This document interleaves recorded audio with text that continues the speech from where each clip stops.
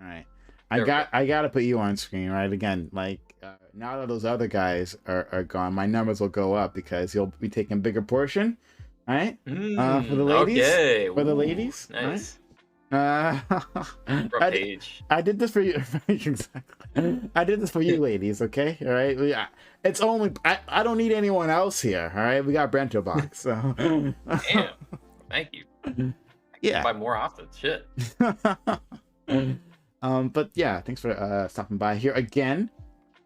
So yeah, we have been talking about the gambling thing. Yeah. But if anyone else wants to come in and they have thoughts about gambling, you guys can come in and we can do that, right? But until then, we can talk about something else. Yeah. So Someone. go ahead. Oh, go ahead. I was just saying, someone in chat was asking why we weren't talking about gambling in sports, and it's because we all agreed. So there was nothing to talk about. Like, mostly we all agreed, except for Mad Lad, I guess. But Mad Lad he's a problem with like gambling, period, right? I had a problem with sports gambling myself, but I was Really? yeah. Why? Because it's so ubiquitous, right? That's why I put that in the question. Because it you can't escape it, right? Heroin isn't everywhere, right? Like you can go to a place without heroin. Okay. You can't go to a place without sports, right? So True. like a person who is an addict. But sports and sports betting are not the same. No, but online sports betting, right, makes it easier than ever for a person who has that addiction to abuse it, or whatever, right? To play on that addiction, right? Than never before.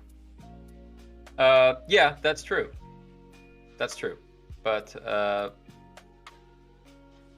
I guess I mean that's like I can't hear watching you on the screen there. Yeah, that's true. But I don't know. I don't know if that makes it. Why does that make it? I know it does harm. So it's just you're worried that it does an inescapable harm, which is I guess that's fair. Yeah. Yeah. Yeah, but I mean, you can't get away from betting. Period. People are always going to bet. People will always be doing wagers and things like that. That's fine. Okay, so there's lots of things that I wanted to say that I couldn't because I left myself out of it. So I guess I'll say them here. Hold on. Let me and I'm gonna lose myself a I'm gonna lose myself a future sponsor right now. All right. Ban DraftKings. No DraftKings. Oh no! Oh no! They're never gonna. You could do a day stream of just the fucking slots rolling, and then we could just argue about shit. And then slowly it would just be just slots. Slowly. Gambling would take it over. Yeah.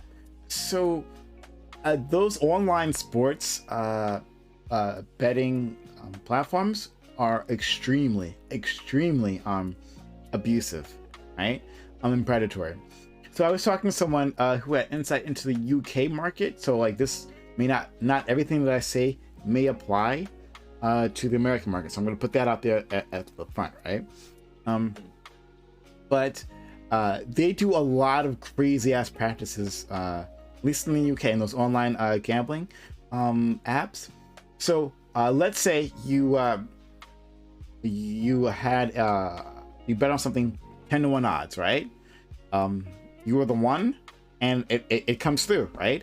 And you've made a certain amount of money, right?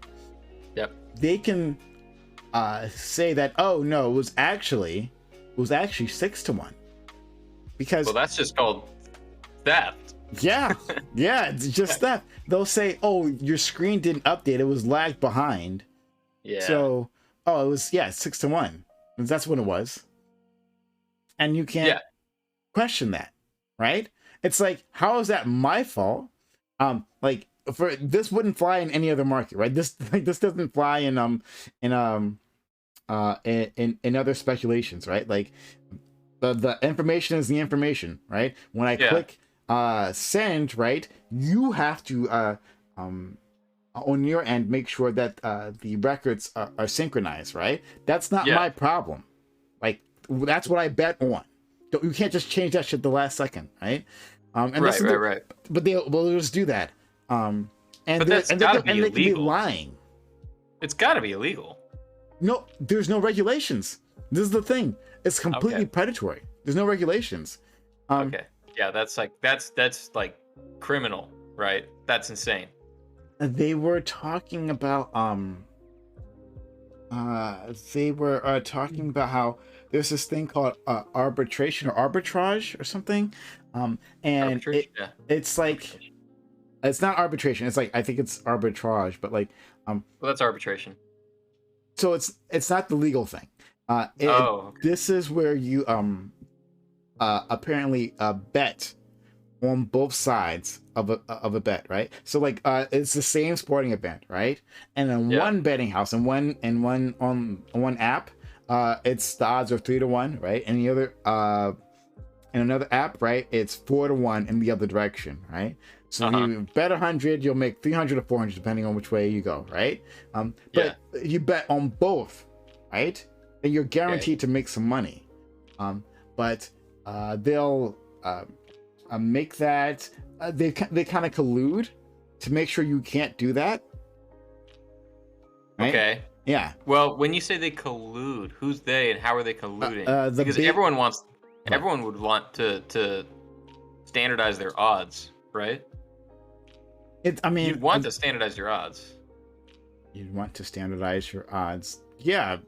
No. But like, they're limiting the consumer as to what they can do. Like their odds, the odds of the are you saying no?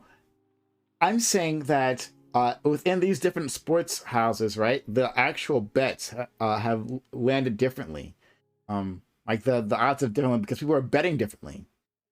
So, so what happens in one house shouldn't affect what happens in the other, right? Right? So like one betting table shouldn't affect the other one, correct? If it's on a game, you want them updating all to the same odds as quickly as possible. You do like any difference in the odds at any tables is like a malfunction. So you want to correct that as much as possible. But these are two different companies, though.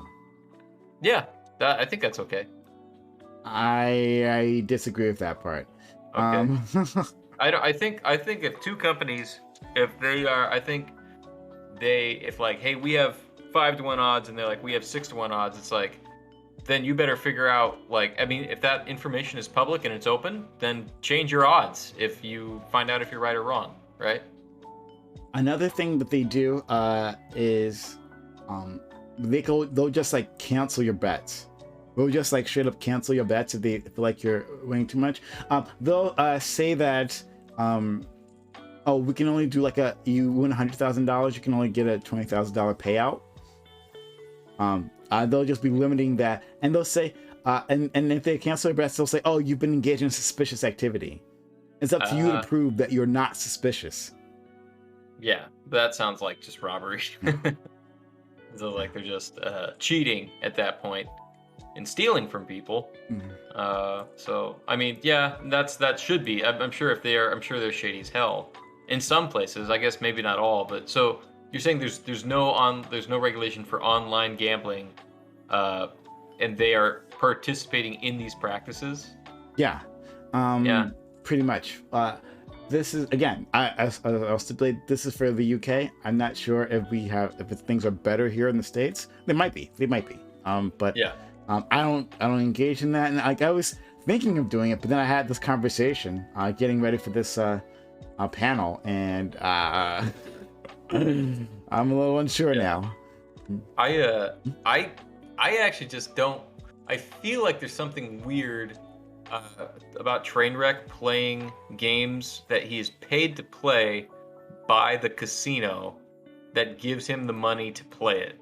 There's something weird about that, but it's like, why shouldn't they be able to pay anyone as much money as they want to play their games? Like, there's really no reason. And so there's but it just feels weird. I guess, because he can bet $5,000 per spin or $1,000 per spin, which is just crazy, right? But ultimately, it's the casino is just paying itself, so there's no real. It's like an illusion of a gamble. Okay, yeah. That. So, yeah, that seems pretty fucking fishy. That's weird. Yeah. Because it, one, and I don't know. This is He's pure playing with house money. speculation. That's it. He plays with house money. That's the problem. There's that. That's yes, what it is. He's playing with house money, and then again, this part is just speculation. I have no insight into like what Trainwreck does or whatever company he works with does. I have no insight into that. Right? Pure speculation. I don't really know. Yeah, I mean, in case I don't know, someone fucking wants to sue, right? But I'm saying that like, but what I'm saying is that when he's playing the slots on stream, right? It's a possibility that they're changing the odds in the back end, right? Like that could be a thing that happens. That would be an extreme violation. They would be like in a lot of trouble for that. I don't think they would do that. It's possible technically, but that's. How would you know? How would anyone know? And people will know. People can figure these things out. Like it's just there's no reason to. I'm not sure. No, but there's different. I think different slot machines have different payouts, right? So like this one we provided you has a different payout, right? Different rate of pay. Rates. Yeah, different payout rates. Yeah. I guess when I say rates, and I should clarify because that's what I mean. I think they pay out in different ways at like different times and things like that. But they're all below 50%, right? A slot machine that gives you more than 50% is not a slot machine. You can't possibly. I'm talking with like the lower half of your face. Your camera is. Oh, sorry. I was talking ahead of my dog. Yeah. Yeah. Right, but they're all below 50%, right? I don't know. They have to be, otherwise they lose money. But the point is that like it could be higher than normal, for them, right? Because like you want to see this person win. Like if they're continuously losing, that's not going to attract new people, right? But the thing is, like, they would be in I'm not sure if that's illegal. Shit storm. It's not legal. That's why I'm saying I don't think they would do that, because the shitstorm that they would eat or be for doing and like participating in something like that would far outweigh whatever gains they would make through advertising with him. Like they would essentially be paying someone to advertise for them so they'd be advertising while rigging the game, which would like just fuck them. They would just be done. It would be business ending. I completely disagree with that. One, I don't think it's illegal. It might be. If this is illegal, then someone with more knowledge about it would have to let me know about that, because I don't know. And again, I'm not saying it's even happening. Holy shit, I'm not saying it's even happening. I'm just saying it's a possibility that it could happen, right? The temptation is there, and I wouldn't trust a capitalist to not fucking do this, right? It's the obvious fucking play. But I'm just saying that I think that if it did happen and people did find out, right, it'd be a fucking news story for a bit. But like, unless it's actually illegal and someone needs to go to jail for that. The thing is, they can't just change the game for him, because he's playing in the same casino as everyone else. He's not playing a private casino. Yes, he's using on their app, isn't he? I'm fairly sure. I don't think they created a separate app just for him. No. I'm saying that he's playing on their casino, you know. But they could alter things for his account, right? This is easy as a on the back end. Yeah, this is super easy to do. It's extremely illegal. I don't see. Is it? I don't imagine. Yeah, I think it is. I really do think it is. So GSU Gambit thinks this has to be illegal. But I don't know. You're saying this 100%. Again, I don't know the answer. Maybe that would be illegal, but I think different slot machines can have different payouts. And they do, right? And we can say they're advertised. They're advertised as payouts. Like the games are universal. If you watch Trainwreck and then you go to their app and then you use that app, you have to have the same rates. That would be like the biggest. Like there was even like some scam, I think, with somebody doing loot boxes for games, and it was like they had accelerated like drop rates, and it was a serious problem, and they got hammered for it. That's not illegal though. Like that's against. I think it is. I think it was illegal. I think they got in big trouble. No, it's not. That's not illegal. Loot boxes? That's not. Oh, okay. Wait, you might be right. You might be right on that. But but like distorting odds or displaying odds or advertising odds that are not the advertising stated odds is theft. So it might be it might be illegal, but again, how would you know they're not doing that, right? I'm saying only the temptation to do that. And first of all, are we trusting casinos? Are we trusting casinos to listen to the better angels, right? Is that what we're doing? I trust casinos to be smart in how they make money. This is a smart way to make money. It seems within their business model, it's a very smart way to make money and advertise. I mean, shit, like lots of people watch. It's a great way to advertise their business. Yes, it is. It is. I'm not saying it's a good thing for it to be advertised, but that's the truth. Would you guys be okay with him doing gambling streams if he just had no kind of behind the scenes deal going on? Yeah. I would be a little. It would be more like direct gambling, I guess. It's what he's doing is paid promotion, and he's playing with house money. But that's not what is like 100% apparent. But once you know it, you can know it, right? And I don't think there's a problem with him doing that. But it just gives the illusion of gambling, is what it's providing.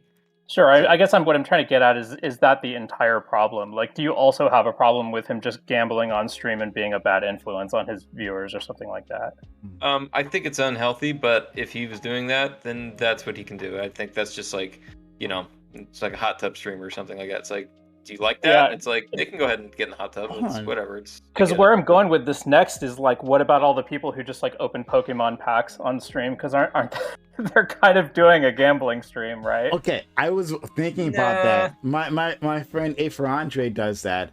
I thought you were gonna have him on. As soon as I saw the topic, I'm like, oh, he's gonna have him. Okay, can I just answer the question really quick? Just you guys go on, because he should be on here too talking about that. But you are getting a product. The product the value of the product may vary. But with gambling, you are literally just like rolling something for straight exchange of money and rates. Like, but there's no product, right? Yeah. So there's like a little intermediary step. So it's kind of like how they do the gambling houses in Japan, where you're not allowed to bet money, but you're allowed to instead buy tokens with your money, go gamble with the tokens, and then go exchange the tokens for prizes. It's like. Yeah. So, but it's still gambling, right? It's just there's a little more work involved in it, but it's still gambling. It is still gambling. That's true. Yeah, and Pokemon. The Pokemon pack is not. I don't think they are gambling. I don't think that counts. Oh, they absolutely are. I mean, you're paying money for something when you don't know what you're getting, and it's worth money. Like, you can resell them. Yeah, Yeah, but I don't think it makes it gambling. But isn't that because they have the definition of gambling? No, it's not true, because they have a function. They're a part of an actual game that you can play that's unrelated to their monetary value.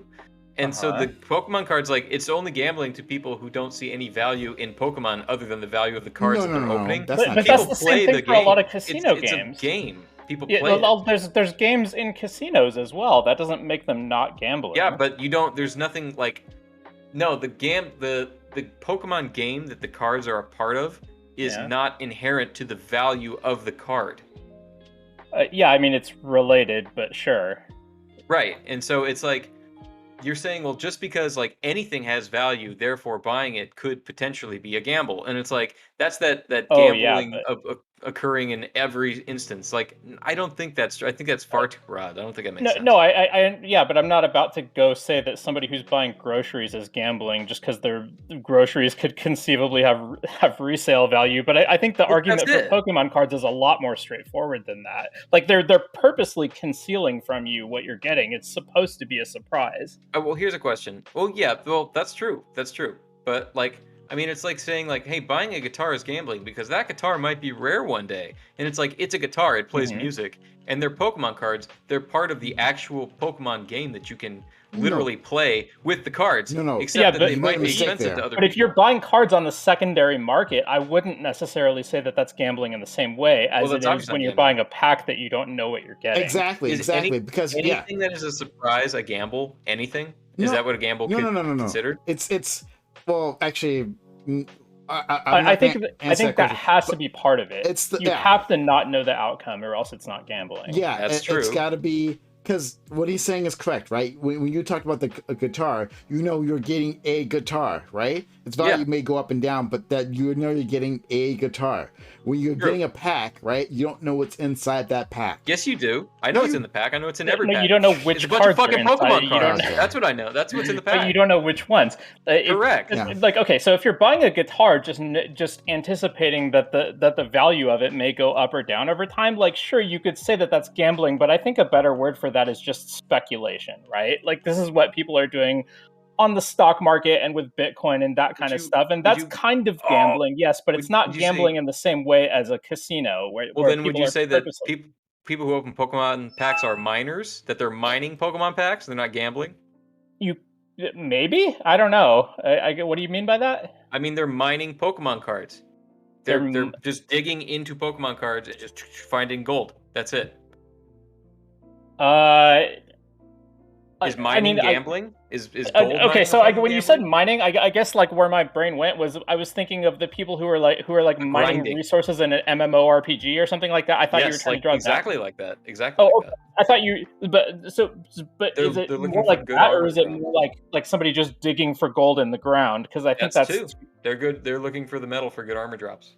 Okay, but somebody just like going for natural resources, speculating on that they're going to find them, isn't really like that. Somebody's not purposely concealing what you're getting from you, but somebody who's doing that in an MMORPG, I think that's a little bit of a gray area because those do have like randomized payouts in a way. Like there is a little bit of a gambling aspect to something like World of Warcraft, I think, but it's like much more straightforward. And if it's like Pokemon or Magic the Gathering or Yu-Gi-Oh or one of these things where I mean like the whole game is a loot box, right? It's just loot box the game.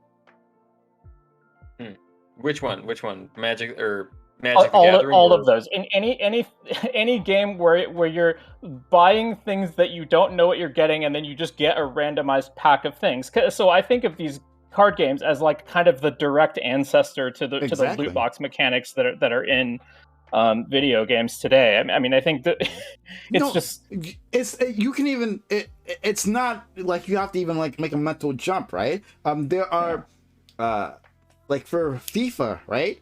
FIFA has like when you open up those loot boxes, they have like the cards with the players, right? Yeah, like what's the difference between that versus like an online card game? Like if you open a Hearthstone pack versus you open a FIFA pack, there's like hardly any difference. That's what I'm saying. Exactly that. I'm saying that those are you don't have to make that leap at all. They are the same things, right?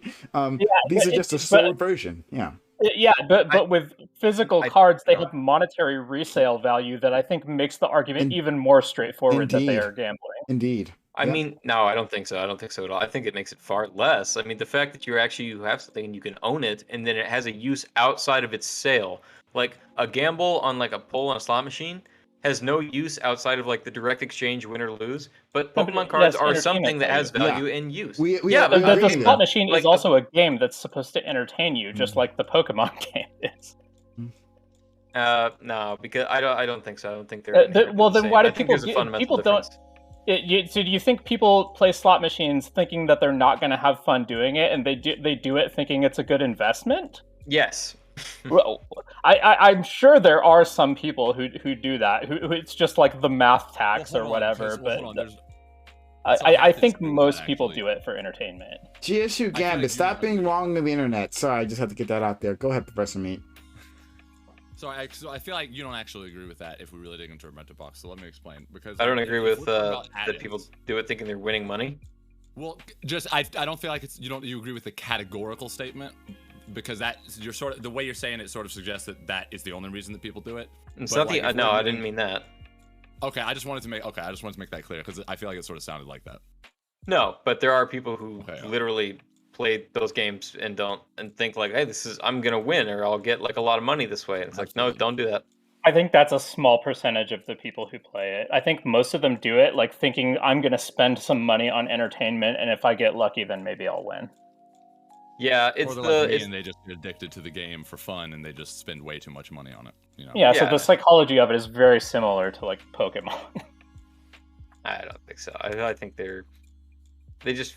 Well, I think they're they different. can be, right? Because we admit that there's two categories there, and that but we're just disagreeing about the proportion and the we're disagreeing about the overlap as it relates to both of them, right? We're saying, and we agree that that's different, right? That's gonna spring into existence in different proportions in both of those hobbies, but not to come on and be the deconstructionist guy. If I crash the subject, well, yes, that's exactly what I want to do. That's what I do. But if I crash the subject, I do have a backup one, just because we were talking about, someone was welcome to bring one on earlier. But I think that, again, gambling isn't really the best category to use for, like, gambling itself is not categorically bad or should be banned. Absolutely not. Because, like, we all sort of agree, I think, that, like, if we're being real specific about what could be considered gambling, it starts to branch into a whole bunch of things in a whole bunch of different ways. And while they, like, Pokemon cards, Magic. Hold on. Do you disagree Insurance with me? policies. My problem is that, like, in some ways? because you're all being like so reductionist about this. This happened on the panel previously. Like, oh well, people always gamble. Yeah, sure, great, but we're not talking about that. We're talking about organized gambling. Organized gambling is specifically different, right? And we're talking online organized sports gambling is different. Yeah, go ahead. Well, that's my point, because so, like, that's just one of many reasons why gambling categorically is not necessarily a problem. Like, if we can somehow make sure that, like, people are generally just gambling, or like non-criminal small groups of people are just gambling casually, or maybe organizing something at work or stuff like that, that's probably fine. It's when you start to scale it up and it becomes this big thing where millions of Americans are having these huge problems. I mean, generally that's when we start to be like, okay, maybe this is like a problem as a society that we need to be like, okay, well, a whole bunch of people are being affected by this. What do we need to give up to fix it? If we can we fix it responsibly? And if so, is that worth it? You know what I mean? And so I don't think, like, gambling is, like, if we can be like, okay, well, Magic the Gathering is gambling to a certain degree. All right, well, we're not looking to ban that. We're not looking to ban all loot boxes, right? I don't think, like, it becomes problematic when we think about it like gambling. I feel like that's part of the problem. I feel like the way we should look at it is kind of, this is why I said not to come on over and over again and be the deconstructionist guy, but kind of like what I was saying yesterday. Someone was bringing up how, I think someone was touching on how these were somewhat related. Was it you, Prime, who brought up how it's sort of related in the abstract to prostitution, or was that someone else? Or was that in chat? Am I going crazy? Sorry, what is related to prostitution? The subject is in the abstract sort of related, so never mind. Maybe that was just in my own head. But sorry, I'm in real abstract. Just to be clear, I'm not trying to suddenly break the conversation. But the thing is that we should look at it like I was saying yesterday.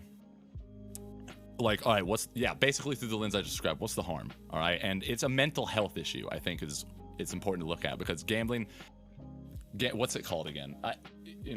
What is it? Gambling disorder, and then there's like a secondary stage, problem gambling, which is like a particular.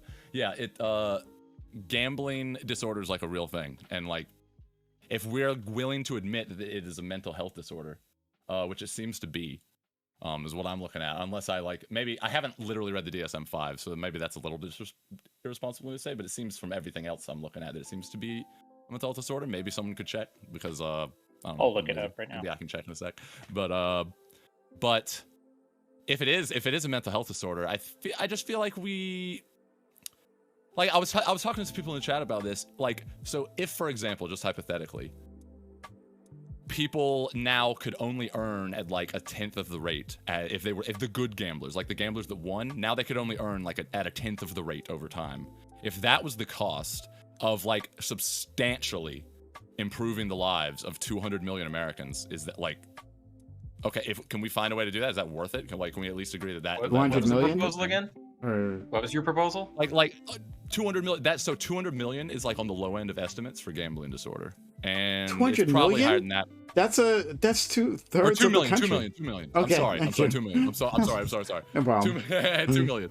Yeah, my bad. 2 million.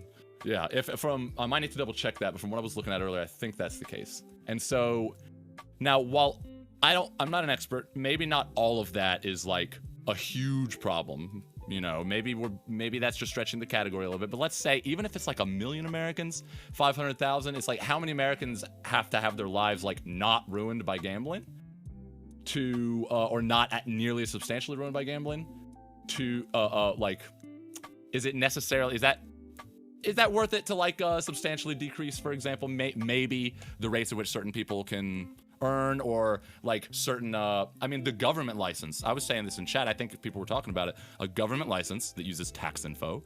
You can get a team of we don't have to be data scientists all. We can get a team of data scientists to just get them together, establish some reasonable, just like they do for EBT. They establish some reasonable boundaries within some certain income brackets based on your children. No, come on, man. Your home. Why not? Why couldn't you do this? Because people have a right to it, so they don't need the license. But hold on, so I don't like the category of people have a right to it, because so there's all sorts of things that like everyone, the way so you touched on this earlier. I think it was coming up as a semantic problem, but you did bring it up in the abstract that like the way we sort of come to conclusions philosophically as a society is like there's this base idea of like nothing is like everything is anarchy base. Everyone has a right to everything, but we violate everyone's rights. This isn't what you said, but this is how I would phrase it. Also, even if people, I certainly didn't say that. Even if you do have a right to it, you could still have an opinion on whether we should retain that right or not. Well, let me rephrase it this way: there's all sorts of rights that we have. There's no absolute rights that we have in our society. Right. We don't do any absolute rights. There's all sorts of times that we violate some rights for some reasons, right? I think there are absolute rights. There are absolute rights. There's the idea of society is predicated on the concept of absolute or innate rights. So which one? Can you give me one that we follow in practice?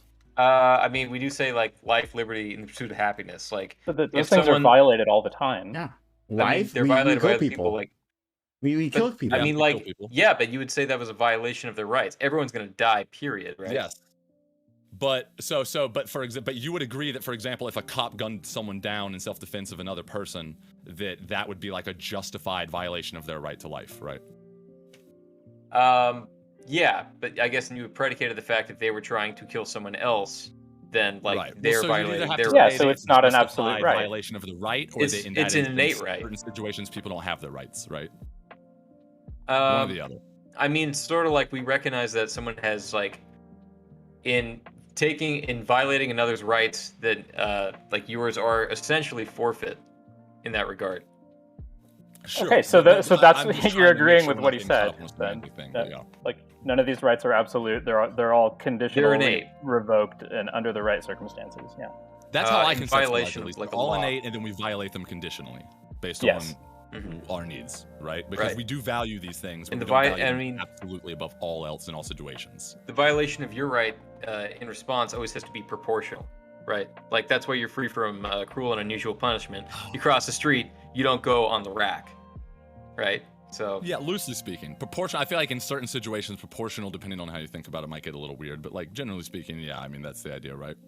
Right. It has to be reasonable, proportional, depending on like the situation, what's called for. But yeah, so to tie it back to gambling, I apologize for dragging it down the philosophical rabbit hole, but so when you look at that, it's like, I don't know. I feel like there's lots of really reasonable concession. Like when I look at that government license, for example, because that's sort of what started that little rabbit hole, I don't see like what is the harm? Like what exactly are we giving up that's so bad that isn't worth that great gain, right? The freedom to decide for ourselves what's of value and why we would live and what we would choose to do. So there's also some amount of just administrative burden that makes it so that just because something's bad doesn't necessarily mean we should outlaw it. And yeah, correct. Yes. Well, so administrative, yes, but the thing is that I actually don't think so. I wouldn't say that we should outlaw gambling. Well, obviously, I don't think we should outlaw gambling at all. But even the problem gambling, I don't think outlawing is really the best solution. I think what would probably be better, because that's not what I'm suggesting, right? I'm suggesting for a license. And if you do that, this sort of license, government license I'm proposing, you can also tax. It wouldn't take, because most of the like you can just use tax records. You don't have to do heavy screening or information gathering. Use ID. Like this is a common thing that businesses of all across the nation do all the time. To check your ID, run through it. I mean, I'm not saying it's something that most businesses do, but this is like a thing you can easily set up, right? And you just get this set up. You work with the government. You can get a small government agency, a team of auditors of some sort, and you pay for it with taxes. You just tax the gambling revenue. Yeah, sure. So, but we already have quite a lot of legal gambling in the country, right? Like we have lotteries all over the place or something. But are you trying to argue for an expansion of that, like an additional category of regulated gambling, or? No, but I think that there's so I guess I'm arguing for the government license thing that I talked about with tax informed. Use tax information to screen and inform a sort of standard that you apply the information to, and the standard by which is determined by, just like we do with like EBT, for example. So would you apply that to lottery tickets? Should you need a license to buy lottery tickets? Maybe you need maybe you can't. Maybe you need a license. Maybe you need to buy lottery tickets. Like I'm spitballing here, but like maybe we could do something like you buy lottery tickets you have to have an ID, and when you buy lottery tickets, it's registered into a national database, and you, depending on unless you get like go out of your way to get an extra license, you can only buy so many lottery tickets within a certain amount of time. Maybe something like that would be reasonable. How about Pokemon? Do you need a Pokemon license? How many Pokemon cards can I buy? Pokemon's Sir. probably fine, because here's the reason. Because Pokemon, because it is gambling, right? No, it's not. No, it is. Well, that's well, why yeah, I like think gambling, Breto's the only person who says it's not. but I could be wrong. But I don't think Pokemon ends up causing nearly as much harm as other forms of gambling. I think it's like on the very low. You have no idea how evil Pokemon is. There probably are not very many people who are like problematically addicted to Pokemon and just spending their rent money on it, but there's probably somebody out there doing that. You know what? Fuck it. Maybe we should. Maybe we should regulate Pokemon. Maybe we should regulate Pokemon. Maybe we.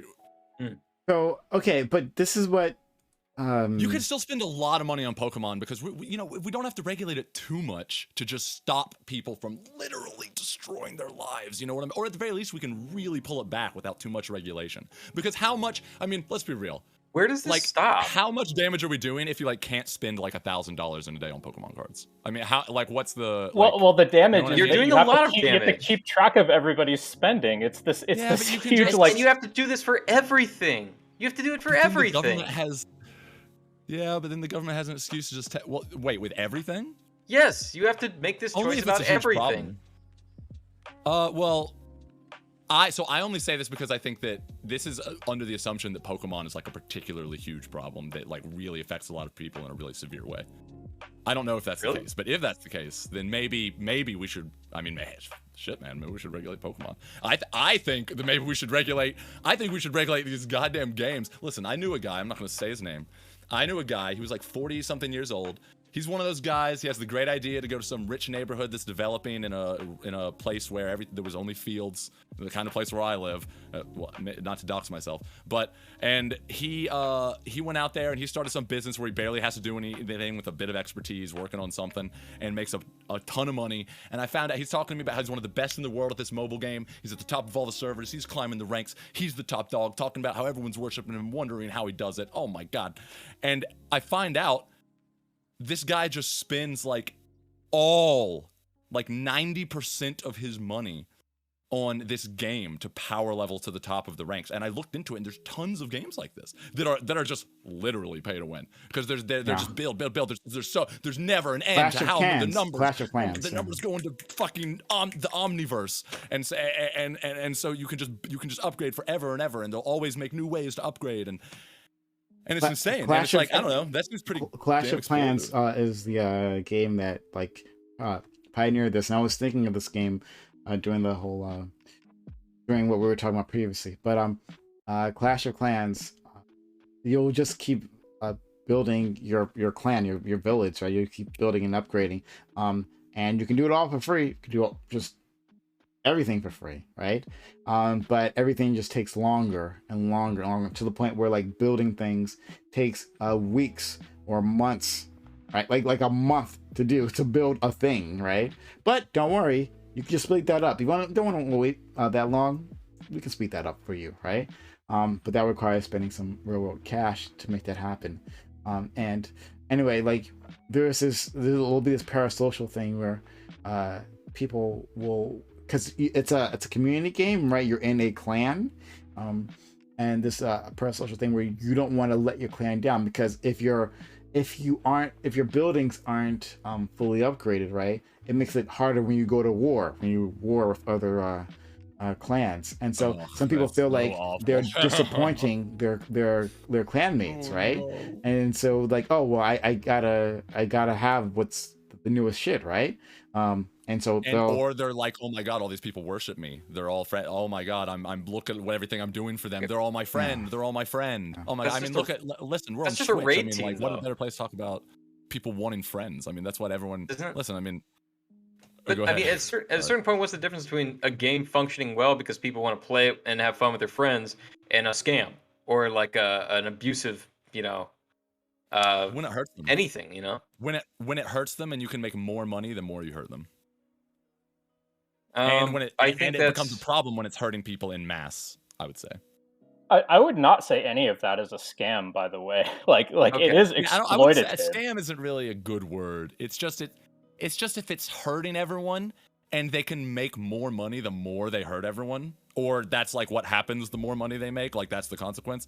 It's like if that's what's happening and it's becoming a problem to where like it's scaling up so high that there's a ton of people being affected really severely by it.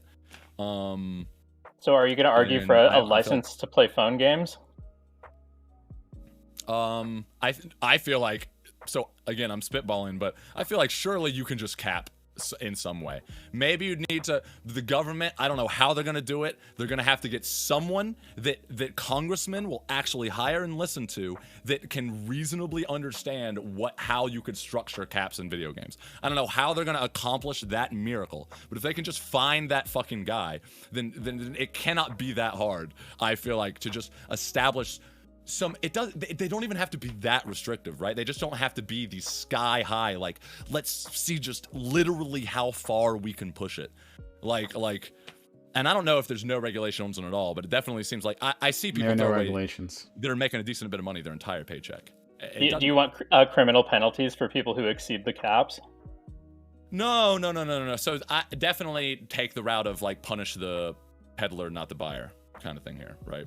So the cap is not a restriction on how much the buyer can spend. It's a restriction on how much the company can sell. So I would say that if you're platforming that transaction, then the responsibility would be on that platform to manage that responsibility. So they have to keep track of how much each account is spending, and also like make sure people are not making duplicate accounts and all of this. Yeah. Obviously, so they'd have to work with the government, but again, I think that this is something that you could mostly automate, and any overhead that you have, you could just do a little bit of taxes, It's so exploitative, they make so much money, a little bit of taxes, I think you should pay for it. I don't know the numbers, but I would be willing to bet a little bit of money that you could probably just do a little bit of taxes on that massive revenue and make some money. So you know, like, there was this story like a month or two ago about the Chinese government trying to crack down on kids playing video games, and they were trying to limit like how much time they were like assigning accounts to these kids, saying I can't remember how it was, like a certain number of hours per week that they get, and then apparently they had a big problem with kids just using other people's accounts in their family, hey grandma, you're not going to use your video game time or so. I don't remember exactly how it worked, but it was basically like proved to not be very difficult to just circumvent the restrictions, right? Yeah. And I suspect the same thing would happen with this. Sure, but I think at that point it's like that's just okay. Well, we're just gonna make it like the point of laws is we make them illegal so that we can decrease it. We don't think we're gonna get rid of all infractions of the crime, but we do it so that we can decrease it, and so that we can decrease. We're gonna decrease it by making it illegal, and we're gonna decrease it by enforcing the law. We're not gonna solve the problem entirely, but yeah. And again. Yeah. Even if you have to increase police budgets a little bit to handle something like that, which I don't think you would probably really have to do, because a lot of, again, you can automate a lot of this stuff, and I don't like. I feel like it would probably be pretty easy to. Why not? Well, I mean that's okay, but the question is always, and I say you have to do this to everything. It's like, why would you not make this something where you're doing this to everyone over everything that you think is harmful in any way? Where does like your gentle hand stop? I think that's a good question, and it's hard to say. This is the first question.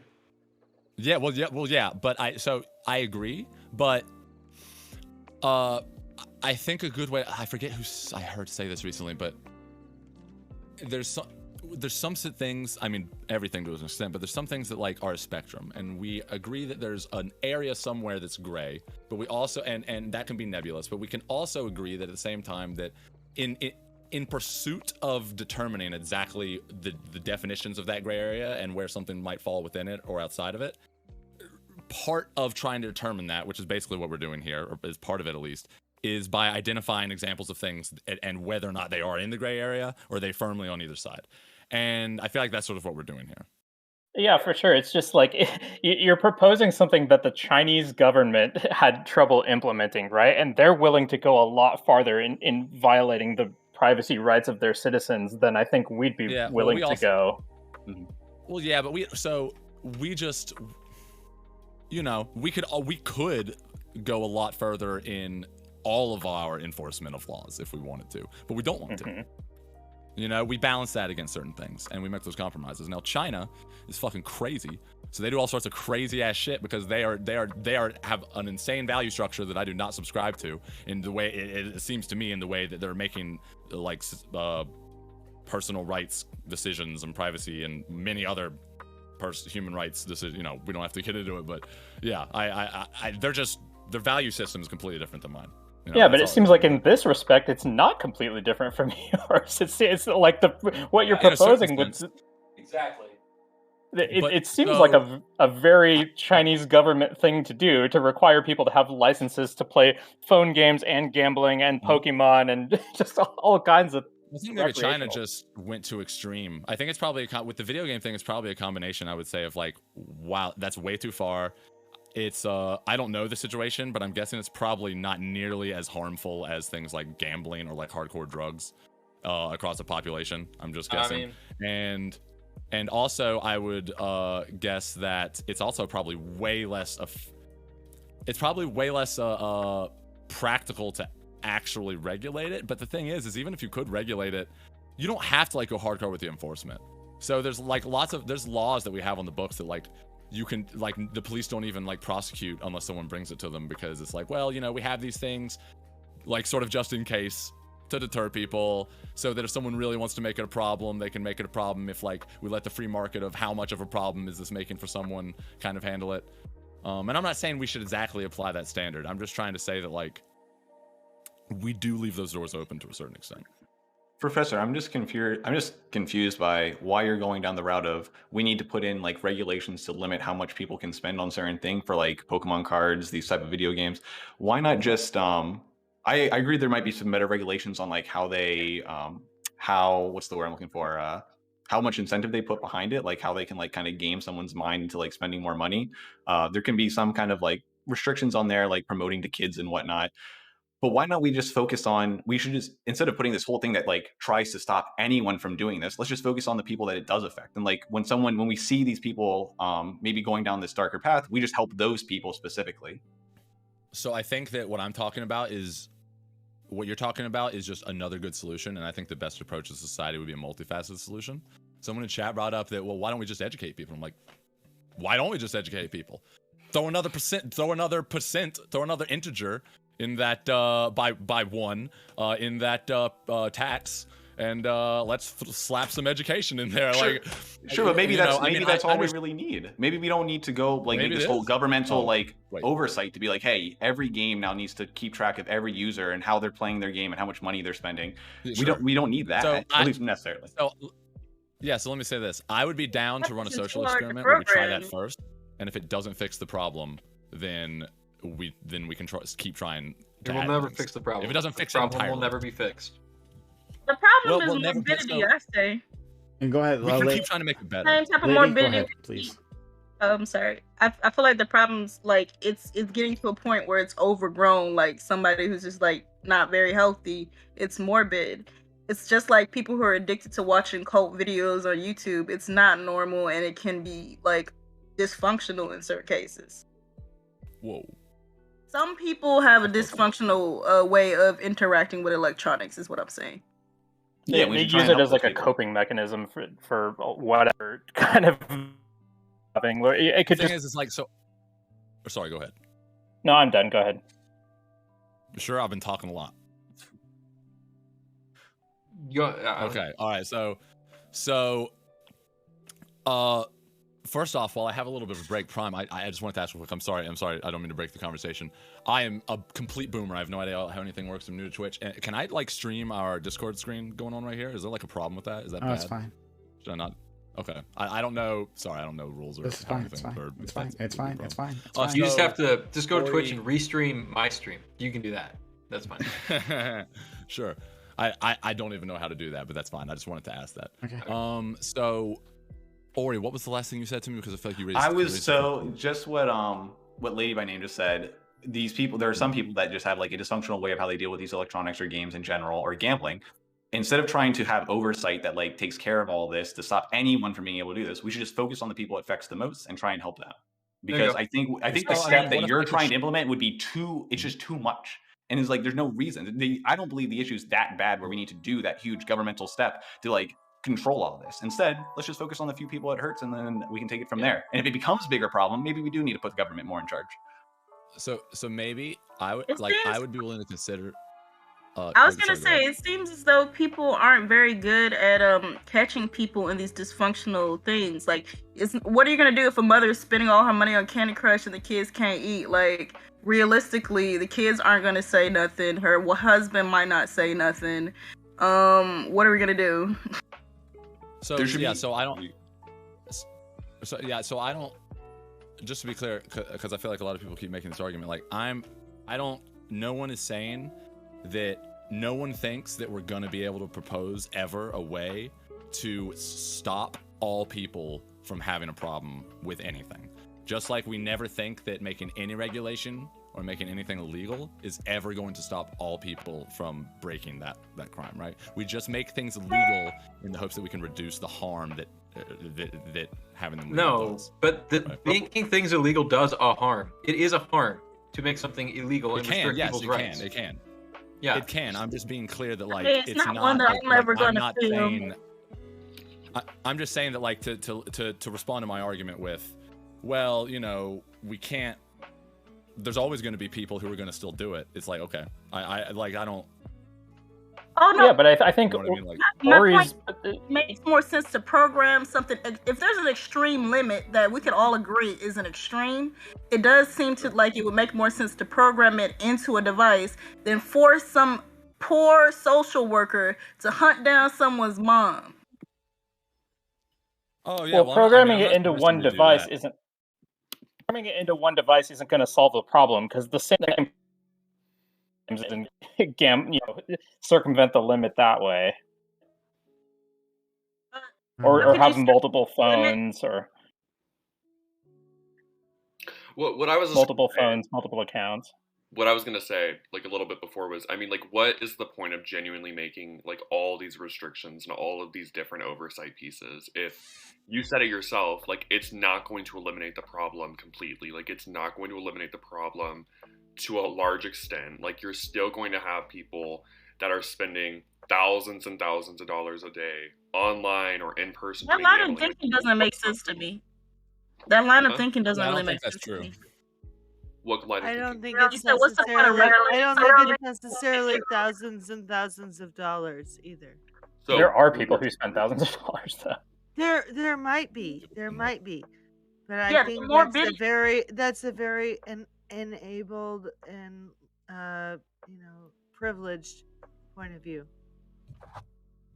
I don't think Okay, it's- but I mean just don't that's think the it's problem we're moral. trying to address is like what do we do Some about of that them small will be minority of cool. people who are problem gamblers?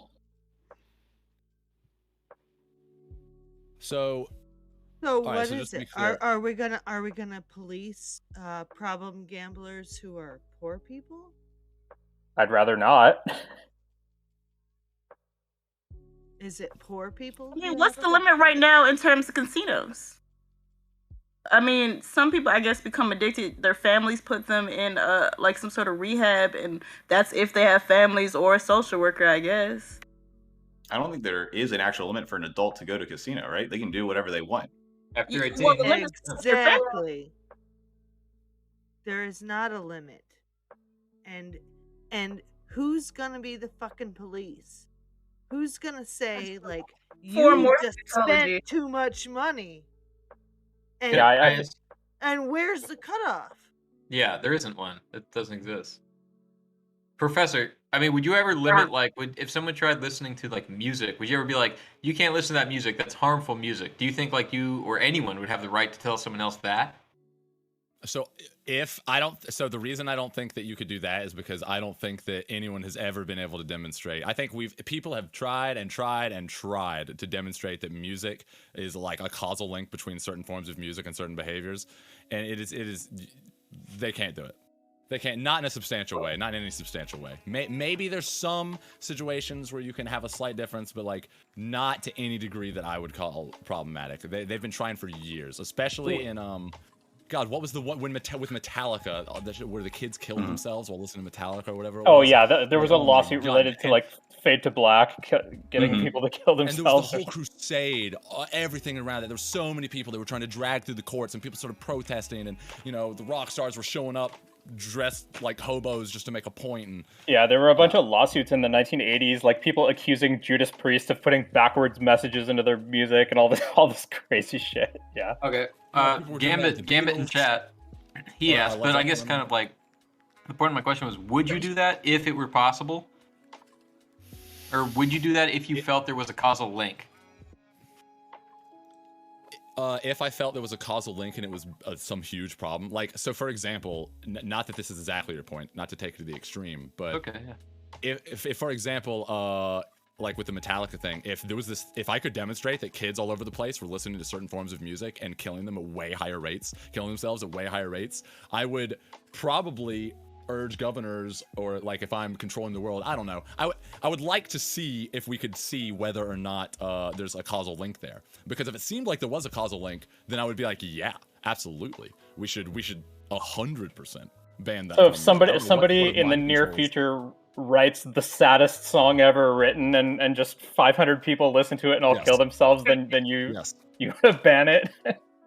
Yes. Wait, is this crazy? Maybe I'm No. crazy. That doesn't sound That's- crazy to that's- say. If we could Not could how show- that's not how the First Amendment works. Well, time out.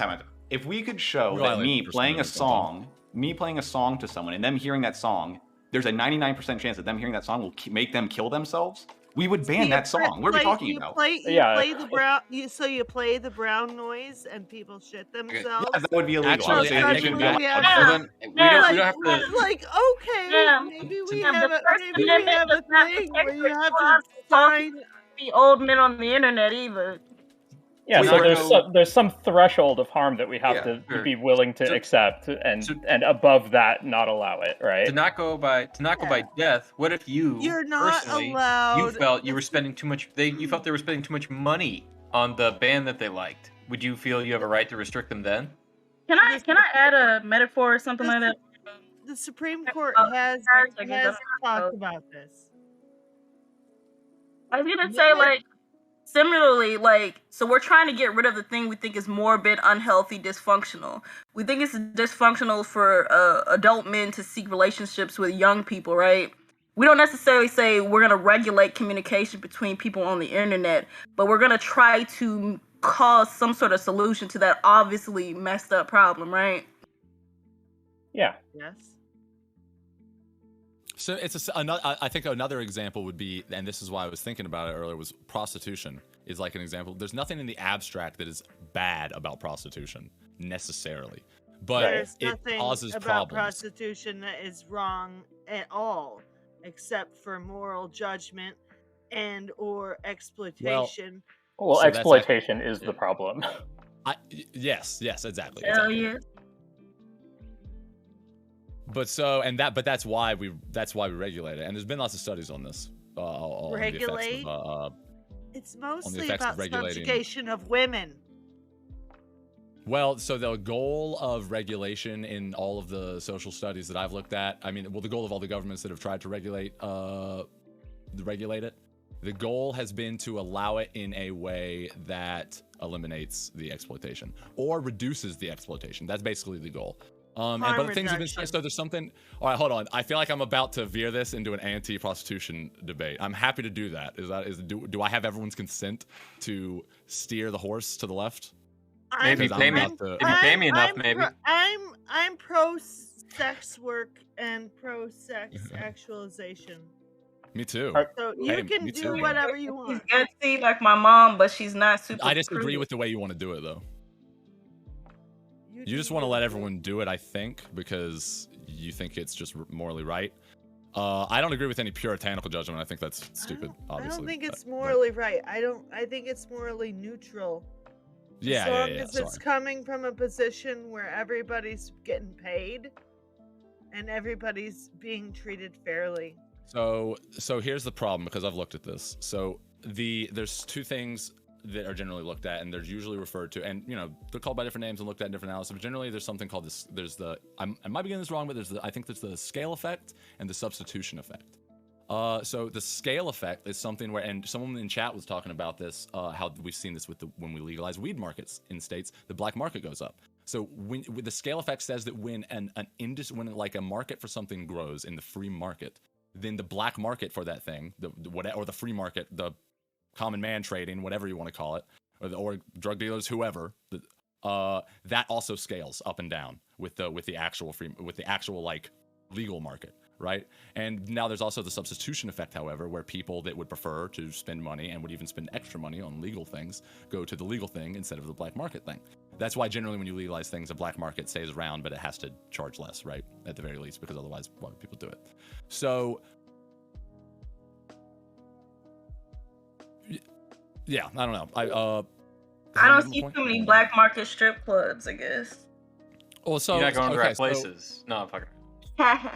Well, I said not too Well, many. no, that's why. Yeah, we're now, black yeah, market. everyone knows all. There the might be normal strip ones. clubs where people are breaking some regulations that might exist with strip clubs, but generally speaking, if that's the case, then those people would be able to get reported. I'm thinking of the regulation that I'm thinking of the idea that there's red tape around most businesses when they legalize the black market. Usually, like in Alaska, where you have to pay too much money to start absolutely. And a lot of the time you can solve that problem with taxing. But the problem with prostitution is that in most examples, and most of the time, what seems to be the case is there's not very many examples. And a lot of the time, even in cases where it is this way, it's problematic, but there's not very many examples where the substitution effect outpaces the scale effect. Usually the scale effect wins every time, especially the bigger it gets, the more the scale effect wins out over the substitution effect in terms of how much people are being exploited. And that's the problem, because people aren't very good at regulating. Now, I would say that maybe we should look at Nevada. I haven't been able to see many very good studies. I haven't looked at this in a little while, but I haven't seen very good studies looking like anything like what they're doing in Nevada, where I feel like they've sort of done it with puritanical interests, which I don't really care about, but they've controlled the scale effect because they've limited brothels to counties where the population is extremely low, and they have put all of that, like there's tons of opportunities for exploitation, and like for some reason, I don't know why, but every fucking example I have looked at across the globe and across social studies for the history of prostitution legalization and regulation shows that I can't find any examples where they didn't leave these massive holes for exploitation of women. Like no one is doing things like they are in Nevada, where the women have to have FBI, like what is it, FBI level background checks or something like that. They get constantly tested by government regulators. They pay for the government my brain is breaking. STDs. They have to use condoms. There's panic buttons. There's almost no problems that ever happen in these brothels. The women generally say pretty good things about them. And it sucks that I haven't really seen any good studies that try to quantify these things, but I suspect that like maybe we could do stuff like that. And because there's a whole bunch of advantages to legalizing prostitution, even beyond the substitution effect, because not only is there the moral neutral thing, and now sorry, go ahead. Professor Meat, I'm not disagreeing with you. I think what you're saying makes good sense. I think we need to raise the age for stripping altogether up to like something in its 20s. I feel like fresh out of high school, it's like prime meat for some old man to be like, "I'm your sugar daddy." Lady, it's like what it is. I agree with you. There's a lot of evidence that people don't get to be fully self-actualized until they're like 25. Hell yeah! So I just turned 25. I think you're right. Not dated that first. I think that maybe like I'm all for like women doing sex work or all people doing sex work, but maybe they don't do it until they're like 25, and they're fully self-actualized at that point. You know, I think there's a lot of good arguments to be made for pushing a lot even of consent at 25, laws to 25. I don't know. It's just not practical in a lot of cases. I'm 40 something, and I'm like, I feel like it's going to be a lot harder to convince a 25-year-old to put a thong on and dance for people. I'm not gonna lie. So to go back to the gambling thing, I think we were gonna. It seems like the harm that's done by gambling addiction is mostly just financial harm, right? People spend amounts of money that they can't afford to lose. Harm, actually. That's it. So sorry, what's that? Financial harm. So it's not just financial harm. It is actually there's a lot of psychological harm that comes from gambling disorder. Oh, okay. So some psychological harm so financial harm is certainly part of it, though, right? And your proposed solution seemed to have much more to do with setting financial limits on it rather than psychological limits, right? So I guess I was. So the definition. So for example, an example of a definition of gambling disorder would be the uncontrollable urge to keep gambling, to keep gambling despite the toll it takes on your life. And that comes with the fact that like basically it's all of the emotional distress and psychological problems that come with the disorder of gambling. And it's probably mostly going to be financial in most cases, but it is a psychological disorder, even if it's just coming from the effects of losing tons of money because of a compulsion that you can't control. The worst part of it, I would argue, in the long run, of how a person's quality of life is affected is, I mean, maybe I'm not trying to get lost in the weeds. I'm not trying to be semantic, but I don't think it's disingenuous to say that, I guess, someone's uncontrollable urge to keep gambling that causes them to lose tons of money and ruin their life really fucking sucks and causes them a lot of psychological distress, and that's a huge problem for a lot of people. Okay, so the person who's experiencing that... I think that what it comes back to is the damage that it is doing to your family and to the people. Okay, so a person who's experiencing that addictive distress and then runs into the financial limit that you're proposing, is that actually going to solve the psychological problem, do you think, or would it just... So it's not going to cure it, but it will significantly reduce the harm.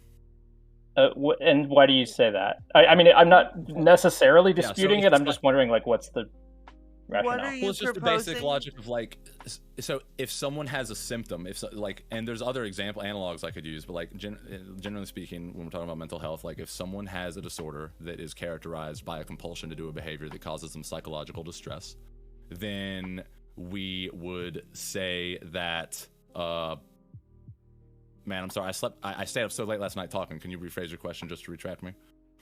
I'm so tired. Yeah. So somebody is experiencing that kind of like psychological problem that you were talking about, where they have the addiction to gambling and it's causing them whatever range of psychological problems is associated with that, and then that person runs into this limit that you're proposing that we put on their spending. Sorry, so it's not going to solve the problem, but it's going to reduce the harm, because generally speaking, the way we look at these things, if that's the characterization of the mental illness, then if you one of the big things we do to treat these things is we look at ways to reduce the instance in which the compulsion controls the behavior, which a lot of time we try to divert the thought process. There's all sorts of different ways we try to do this, but if we're just trying to take a practical approach, it should be a multivariate approach for sure. But if we're just talking about this one specific instance of what might be a multivariate approach, and this particular approach that we might take, and we can look at whether or not it helps, but I think that's sort of the metric that we would use, right?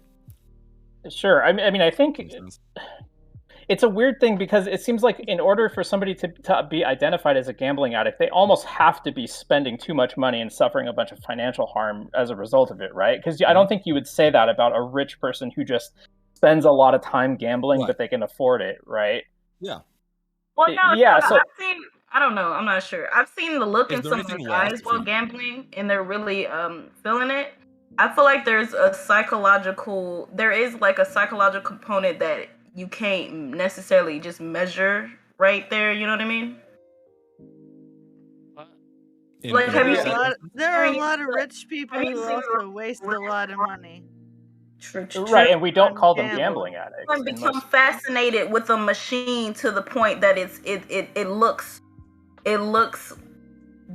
doesn't look normal for an adult to be doing this. You know what I mean?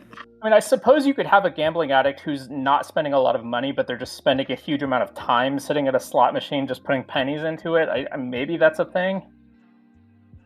There's the other thing, well, you don't have to go that far. And just slot it in. That's a good question. What do you guys? What are you talking about? It's my favorite panelist. Okay, Professor Meat, let's go. Hold on, I want to accept that bet from earlier. Can we do the sub bet? Or do you want to take your bet you put in chat? Can I take the McPherson bet that you put in chat? Let's go. Okay, so just to be clear, because I want to put it on the internet, all right? So I don't want to be clear between you and me, because I don't want to hold you to a bet you don't want to. Yeah. So if McPherson does not win the game-winning field goal, you will subscribe to me. And I should be streaming this. I still haven't gotten to it. If McPherson does win the game-winning field goal, I will subscribe to you. If McPherson hits the game-winning field goal, Professor Meat will subscribe to Roadman. Correct? Yes, agreed. Signed in blood. If McPherson does not kick the game-winning field goal, Roadman will subscribe to Professor Meat. Okay? That's what we're settling on. Okay. That seems like that's the bet, yeah. Go ahead. No, sorry. Yeah. So what was your question though? Were you gonna say something? I'm sorry. I'm just gonna say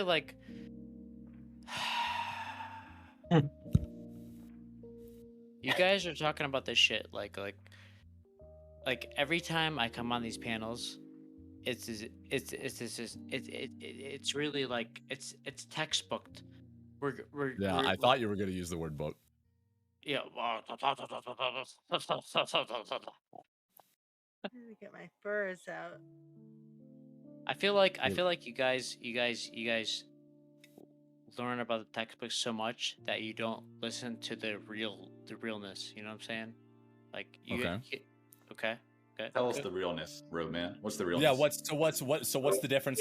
What is the real part of your perspective that is different from my perspective, or what is the fake part of my perspective? You know what I mean? I can tell you what that is, but you can go ahead there. I want to hear what Roadman. Actually, yeah. I just feel like you guys come in here and you do this analytical debate. I'm gonna look into it so deep. I'm gonna really get into the down and his down. It's try hard. We're tryhards. Is that basically what you're saying? It's not try hard. It's not try hard. It's just I want to sound smart, and I've never actually had a real life confrontation. After we've been through that fact, then we can talk. You know what I'm saying? So. What? How would you tell the difference? I think he said using our brain is too much for him. So I think that's what. How would you tell the difference? I'm drunk. I'm curious when you're like interacting with other humans, right? Yeah. How do you tell the difference? How do you differentiate between people who you think are trying to act in a way that you would perceive as smart, and people who you just happen to think are really smart? So, you say a word, right? You say these big words, and you think you say these book words, right? Well, I think I have a book.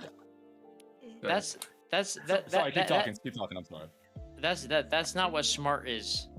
Hey, Roman, I really want to talk about this. Like, look, I've been sounding like I got the Roman dictionary right here. Go ahead. I've been sounding the way that I sound since I was a little kid. Other little kids will look at me and like, why are you using those words? And I'm like, I'm literally saying the first thing that comes to my mind. I was in the actual hood. I could have got my ass beat for talking like that. Yep. I didn't get my ass beat though, yeah. So what I'm saying is that a lot of these people come on these panels and they want to like spit words and they want to say things that are like really deep into like really I don't know how to explain it. It's like it's very it's very nitty gritty. Look, dude, if you want to be Mark Rebelay, go on and do it. Would you consent Do it. What she said? If you want to be Mark Rebelay, go on and do it. Come on, give us a show, Mr. Would you consent to gathering those thoughts? Because you said it was difficult to explain. Would you consent to gathering those thoughts for a little while we continued the more booky and cohesive discussion? Whenever you're ready, you let us know, and we'll be like, all right, give it to us, bud. I just had a moment. How does that sound to you? Does that sound like a? Yeah, go ahead. By all means, Okay. get it together and Deal. come back and do us. Why is everyone drunk that comes on here? Like seriously, like guys, like at some point, like I get bored with it, like. And I'm sorry. I don't give a shit anymore. I'm like not amused by this. All right, so like come back when you're sober. Thank you. Bye. Like holy shit. All right, go ahead, Roman. But only if you can keep it together. My whole thing is like, I feel like people come on these panels, and they're like, they want to get really deep into these topics, but let's get to the base level. Like that's what I'm saying. Like, Professor Meat, I appreciate that we have a bet. We'll see what happens. McPherson's gonna give him the field goal. That's gonna happen. Probably not. And maybe we'll see what happens. It'd be pretty cool. It'd be really fucking cool if you did. It will be cool, but I think that you are too deep into the analytical aspect of the argument. That's what I'm saying. So what base level are we missing here? Are we stuck in semantics or something? What do you mean? What? No. You make it sound like what base level are we missing here then, Roman, when we're talking about gambling? What base level are we missing where he's getting too analytical? Like, you guys are taking it from like the level of like a statistician. You know what I'm saying? I mean, some of us like to have those kind of discussions. Is that a problem? I'm not sure why. No. Like, what is this complaint? You can have that discussion, but you have to look at it from a real life perspective. You know what I'm saying? I mean, our real life perspectives are pretty clearly different from yours, right? I was gonna say, are you sure you're not just projecting your reality onto everybody else? I don't know. Like, we'll see what happens. Can I say something real quick? I just wanted to say to Professor Meat, what I would say where I think your argument doesn't meet with reality is where I think you believe you are reducing harm by taking away people's freedoms because they might hurt themselves with them, and so you think you can do better for them just by basically taking their rights away and making it a safer world by keeping them imprisoned essentially within their own actions. Not in a prison, but you can't behave the way I don't think you should. Metaphorical prison. Wait, Brent, you don't necessarily disagree with that. It is sometimes safer to take away some like rights in some manner. Like I wouldn't call them rights at that point, but there's some things that we take away. We take away some autonomy of some people so that we can have safer, better lives. Yeah, but very rarely and only with like extreme circumstances when it's purely over themselves and things that only conform to them. And you can say, what about drug war? And that's a great example. But that's a kind of the example, right? Mm-hmm. Sure. We need to have a stronger system that allows family members or whoever is the caretaker of people to maybe come in when things are obviously morbid, obviously dysfunctional, and obviously not going on an upward trend. Well, and also, like, some people don't have families, so we have to somehow acknowledge that. Can I ask Brent though? I'm scared to activate my camera because it was broke it last time. But can I ask Brent though? I don't want to put words in your mouth. Do you feel like there is some innate harm that is being done like categorically just by breaching the right? Yeah. Okay, I can grapple with that because I disagree. So I feel like the reason why we value these rights, it's actually I would ground it in a relatively utilitarian kind of argument. The reason we value these rights is because they actually provide utility to us. Like we prefer to live in a world where we value these rights and like try to codify them into our society. And so the reason we breach these rights is when we think that the cost outweighs the gain, when we're willing to live in a world, when we're all generally willing to live in a world where where we are forced to give up X to gain to never. Now you got to be more specific. Yeah, I mean, that distinction might matter theoretically, but in this case it doesn't, because we're talking about restrictions that would put practical limits on behaviors that people actually do. Right, but so what we would hope to do is we would hope to limit the behaviors in a way that significantly reduces the harm, but doesn't really do, like, so for example, it's what I said earlier. So like, let's say we just theoretically put in some government license, right? And now, like, on average, people, their peak for how much they can gamble is like 1/10 of what it used to be in terms of how fast they can spend and gain money and how much they can gamble. Now, this is going to hurt gambling profits, and people are going to be able to gamble less. They're going to be able to, like, basically not earn money at nearly the same rate. They're going to be capped at about 1/10 of what they could have earned before. But do we think, the question then, like in this theoretical world, would be, so what is that worth what we're gaining, and what are we gaining by doing that? And so, like, I don't think that it's going to cure the problem, but so for example, like 500,000 of those like 2 million or probably way more people that have like a serious gambling problem are like significantly aided by this, or their lives, at the very least, their lives are no longer like destroyed and unrecoverable, and it doesn't affect their families and so on and so on. Like, is that fine? I don't know. I'm thinking about that. I don't think fine with that. Well, so the question is, I love why don't both my parents are mentally ill and the government sucks. Well, why don't you just like restrict like the amount of fat? Like, why don't you restrict people's diets? Why don't you like force people to exercise or penalize them? Why don't you get your hand as far up every single individual's asshole that you could possibly like achieve it, and work their bodies like a puppet because they're too fucking stupid. Too much money. No, I'm just kidding. Yeah. Okay, children to be healthy in some ways.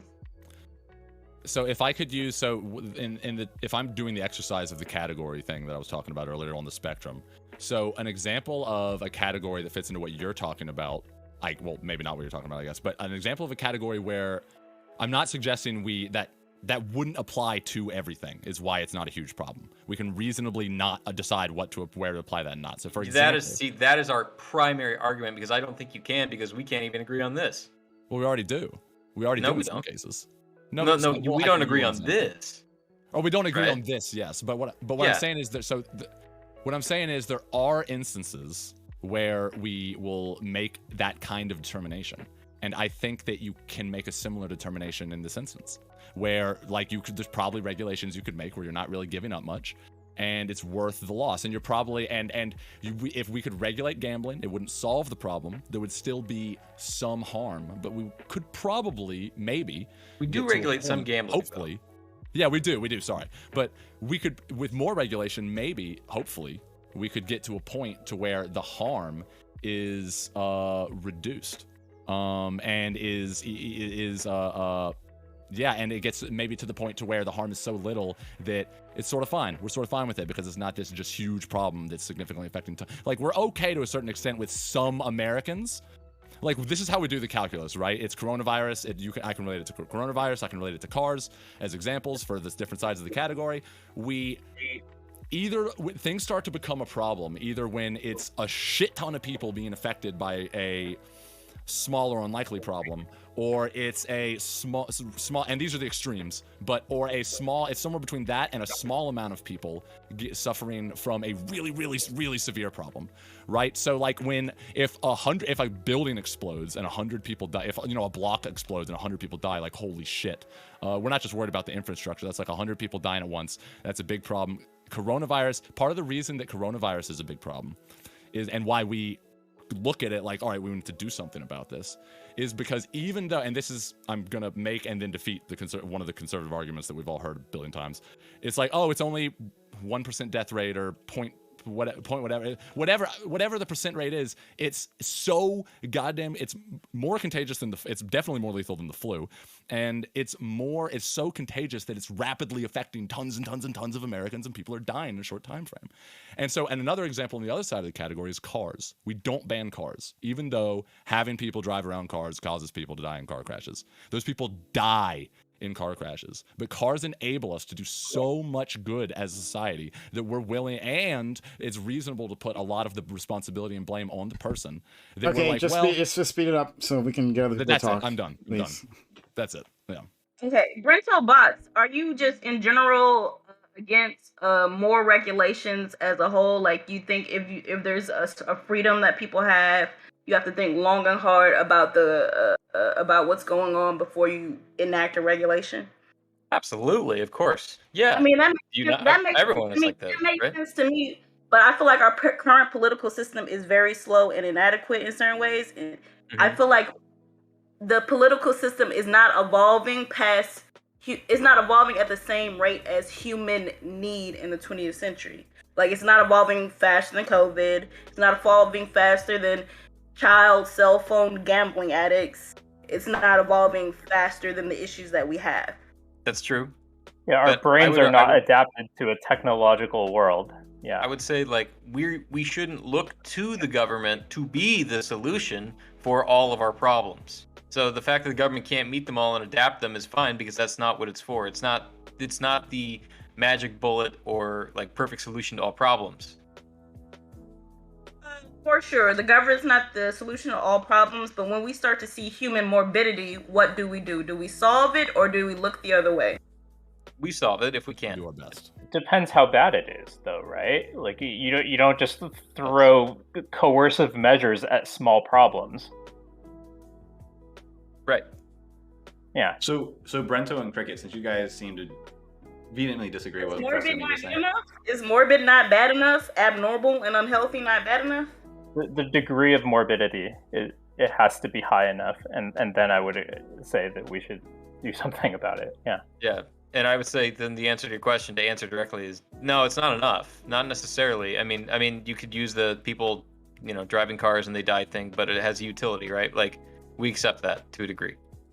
Brent and Gray, do you guys think that gambling has reached that stance where there's something that needs to be done? You disagree with what Professor Mead says, but do you think there are some extra steps that we can take to like make it less, the outcomes less negative? Well, I think sure. Yes. I think the take you had earlier was great. It was like, yes, we should do something about it, but it's not outlawing it. It's offering help to people who need it. Yes, but there was something that you guys like. I don't necessarily agree with Professor Mead in the sense of like when he was saying that we have to put regulations like Pokemon cards, but I mean we've definitely seen where like especially in video games, people pushing against like microtransaction in video games can be like highly incentive for kids that get into that, and they get that like that instant dopamine. It's like, oh, I opened that box, and they make that box opening like so fulfilling when they do it, and they're engineering it that way. Maybe there should be an extra step of regulation saying, hey, all these games are now rated 18 plus or something. Like you have to be a certain age to be able to play any game that has microtransactions in it. That's just one thing that I would kind of agree with. I don't think the government should be doing that. That's like the ESRB here in America. They should be stepping in and saying, hey, 18 plus for all these, because we know it's like it can negatively affect these people. I don't know if you guys agree with that kind of step. And that would be something like what you've said, Brento. It's not the government stepping in then. That's someone different stepping in and doing that. Sure. I'm not sure about 18 specifically, but I will agree that there should be some age below which kids should not be like able to just spend infinite money on microtransactions. Sure. Mm-hmm. Yeah, I had a response. Sorry, I heard a noise. I feel like we really need to. I feel like I know that there are a lot of people who are anti-regulations as a general whole, like for most debates. I feel like, are we satisfied with the regulatory system we have in terms of dealing with the people we see on a day-to-day basis? And some of these issues interconnect because the more and more morbid and sick the outcomes are, the more sicky type of environment people are, the type of hustle and tricks that people do on other people, scam artists, hustlers, killers, dealers, etc. Sorry, what was the question? I feel like we need to push our system to be able to evolve faster than it currently has the ability to do. To do what? Like, so you know how it takes forever to pass legislation. I feel like I'm for, like, I know this is probably not gonna happen in my lifetime, but I feel like most people are like, let's try to stop regulation. I think we need to literally change the system so regulation could be slightly more flexible, and we could try to literally evolve past things like, you know, like COVID. Or COVID 5, 6, 7, 8, 9. Well, there's two issues there, though. So, because one of them is, yes, we are slow to pass legislation, but then another issue is just that we're slow to understand new problems that pop up, like whether it's technology or related things, or whether it's COVID. I mean, we're not going to know what to do about those things right away, and then it's going to take even longer to form a consensus, and then even longer to actually pass a law that'll do something about it. Isn't it? Okay, so you guys are talking about gambling, right? Yeah. Is it possible for people to take measures that, like, at least the U.S. to take other measures? Like when we talk about gambling in video games, right? I think the EU put in like strict measures to like make gambling like strictly in video games like illegal, like where you could just I guess like buy the thing straight up instead of happen to gamble for it, because they realize how addictive that can be. Like, you think we could do something like that? Are you talking about where? Yeah, because were you talking about where there was like when there was boxes or like loot things, they had to like a way to specifically get those things? Yeah, like the loot box things. I'm not necessarily sure how far I would take it. I mean, for me personally, I am kind of into those things. I like that kind of. I do see it a little bit as a gamble. I like to like spend that money and maybe get a chance. But maybe as an overall better effect, maybe having a route where all those things, like all the drop chances, are publicly announced. Like you have to have that listed so everyone knows the chances of what they're getting. Stuff like that, definitely. I mean, if that is true, like if we really want to apply that same standard where we just shouldn't allow entertainment products that are available to kids to allow them to do gambling, then do we do the same thing with Pokemon? I mean, see, that was something. I think it's a legitimately hard question. I don't know the answer.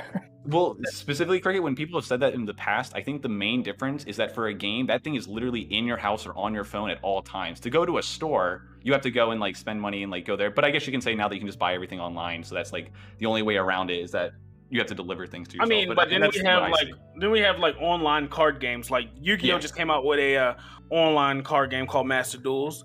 And it has packs that you can buy, or like the gems so you can buy packs. Is that still not like gambling? Yeah, like, that's loot boxes. We've covered that. Yeah. Yeah, so would you want to ban that or not allow it to young kids? And allowing families and the social safety net to try to save the type of people who fall into gambling addiction. That's what most people are proposing. I did want to say one thing. There's people, I think there's an actual law, and someone should check me, but I do think it's the truth. Like, it's illegal for certain people to buy or speculate on stocks. And it's like, someone made it illegal. You can't, if you're not rich enough, you can't like get in early and be an early investor on stocks. And they said they're doing this to protect people, right? Because they don't want people to get scammed. So there's only certain stocks that people are allowed to buy if they have enough money. And it's like, that's just locking people out of the market and the opportunity, right? So just all this talk about like, well, we're going to protect people. If they're not have enough money, then they can't. It's like, and you're like, well, this is just about gambling. And it's like, no, it's about safety. You're just saying it's not safe for people to engage in this, and it's not safe enough for them. They shouldn't be allowed to. I'm looking out for them. But like, who's to say that you know their best interest? I feel like there's a lot more financial gain in the stock market than there is at a casino or a app, right? There's like you could weigh the cost benefit analysis. Stocks are more valuable, right? There's just as much risk, and the risk is the issue, not the stocks. If there's just as much risk, there's different types of ways to deal with the stock market. You're just saying, like, I guess a particularly risky stock is basically like gambling, right? Yeah, I'm saying risk is risk and safety is safety, and it's not anyone's particular job to decide for others what is too risky for them to participate in with their money. I'm actually okay with saying that gambling is just not in the vast majority of people's best interest, but then it's a different question whether we should like legally enforce that on them. Well, I'm okay with having cultural norms against enabling. But like, you know what? We can stop talking about legally. We can stop talking about legally enforcing it if we had a real like social system that would catch people while they're doing crazy stuff. Well, there's also like a tangible, like even an economic benefit to like allowing people to do things like that transactionally as much as we can. I mean, anytime we can allow a market to happen in a way that doesn't hurt us, or in a way that doesn't hurt us in a way that at least we're not willing to tolerate, we've stimulated the economy, right? I mean, just on that level alone, it's like on a utilitarian level, it's beneficial. Like there's when we enable things as much as we can. Yeah, I mean, every behavior that people do has something good about it, or they wouldn't do it. But that doesn't necessarily mean it's a net benefit. Is he in box? Hello, Yeah, hi. yeah. Nice to have you here. Did you want to add anything? I actually had some points that agree a lot with Professor Meat, but kind of tweak it that I think it would align more with everyone else. In that, I think the missing piece is kind of going back to the idea of rights and what rights do we have right as a society. In terms of like a social contract with rights that we agree with, that we want, and we give up things for those rights. I think we create those rights, or we come up with those rights as a way to benefit the society as a whole, and we take those rights away from people, or we have exceptions when it hurts society. So for things like gambling, I'm totally fine with someone who has a perfect social safety net that they have themselves. They're gambling in a way that doesn't affect other people in society. But as soon as that person gambles enough that it hurts their societal situation, and then that, I guess, puts the burden of dealing with that on society, on other people, that's when we need to put a stop to it, essentially. How would you put a stop to it? I don't know exactly that. I'm not the best. But yeah, we all agree that those, these people, yeah. we all agree that when that starts affecting those people in that way, that they need help, all that matters is how we do it. So originally, what I was saying is like, we try to find those people in so ways, and then we give them the help that they need, not necessarily stop anyone from like doing a certain amount, like putting like a cap on how much they can spend, because everyone's going to be different. Some people are going to be able to spend more than others, and it's not necessarily negative that they're spending that much money. Well, there's a small difference there between what you said and I said. So you said it's when it starts affecting the person itself, or themselves. So when their spending hurts their own financial situation or something, I think that's totally fine as long as it doesn't affect other people too.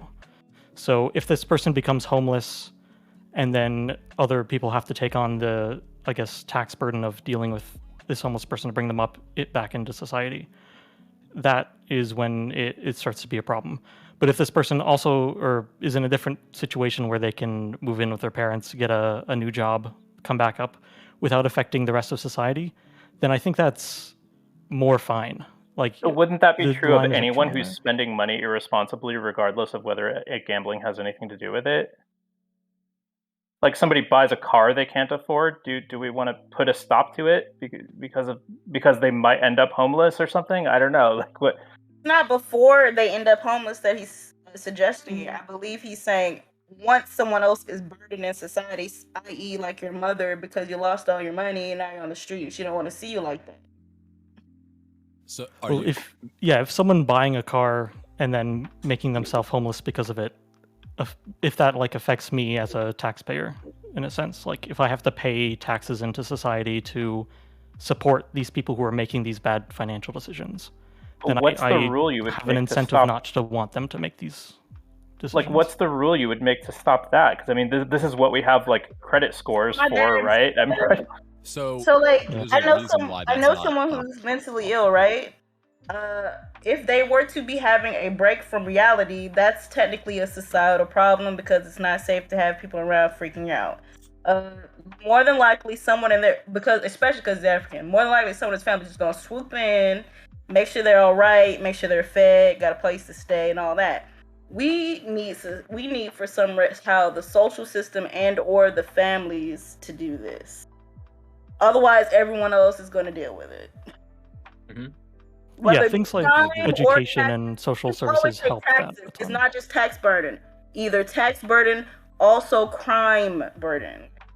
Yeah, all sorts of societal, just like a detriment to society in general, for sure. Taxes are just a very libertarian way of kind of saying, like, even people who are far libertarian and only care about their taxes can also see this. But yeah, there's a ton of places that this affects society. Yeah, I don't think anyone's having trouble recognizing the problem. Okay. So would you differentiate between, I'm curious, would you say that like, I know it would definitely make it better, but would you say that like we shouldn't breach into categories of like stopping someone from just harming themselves? Ever? Like categorically? Not ever. I have different, I guess, views on that aren't kind of like part of this rigid system of affecting society. But I guess you could make a point in if there's some sort of way that them harming themselves affects society negatively, then you can kind of loop it into this. There's other on that. Which, so it's about the fact that harming themselves will end up harming society in some way overall. Yeah. I mean, I wouldn't want people to harm themselves even if it didn't affect society, but that, I guess, is out of this system. Yeah. Well, almost everything you could do is going to have some effect on society. It's just, I mean, that effect may be like very hard to detect or to specify exactly what it is, but I don't think that harm to society is a standard that we can actually hold anyone's behavior to, because otherwise, like, there's such a humongous range of behaviors that you're prescribing that it's just completely impractical.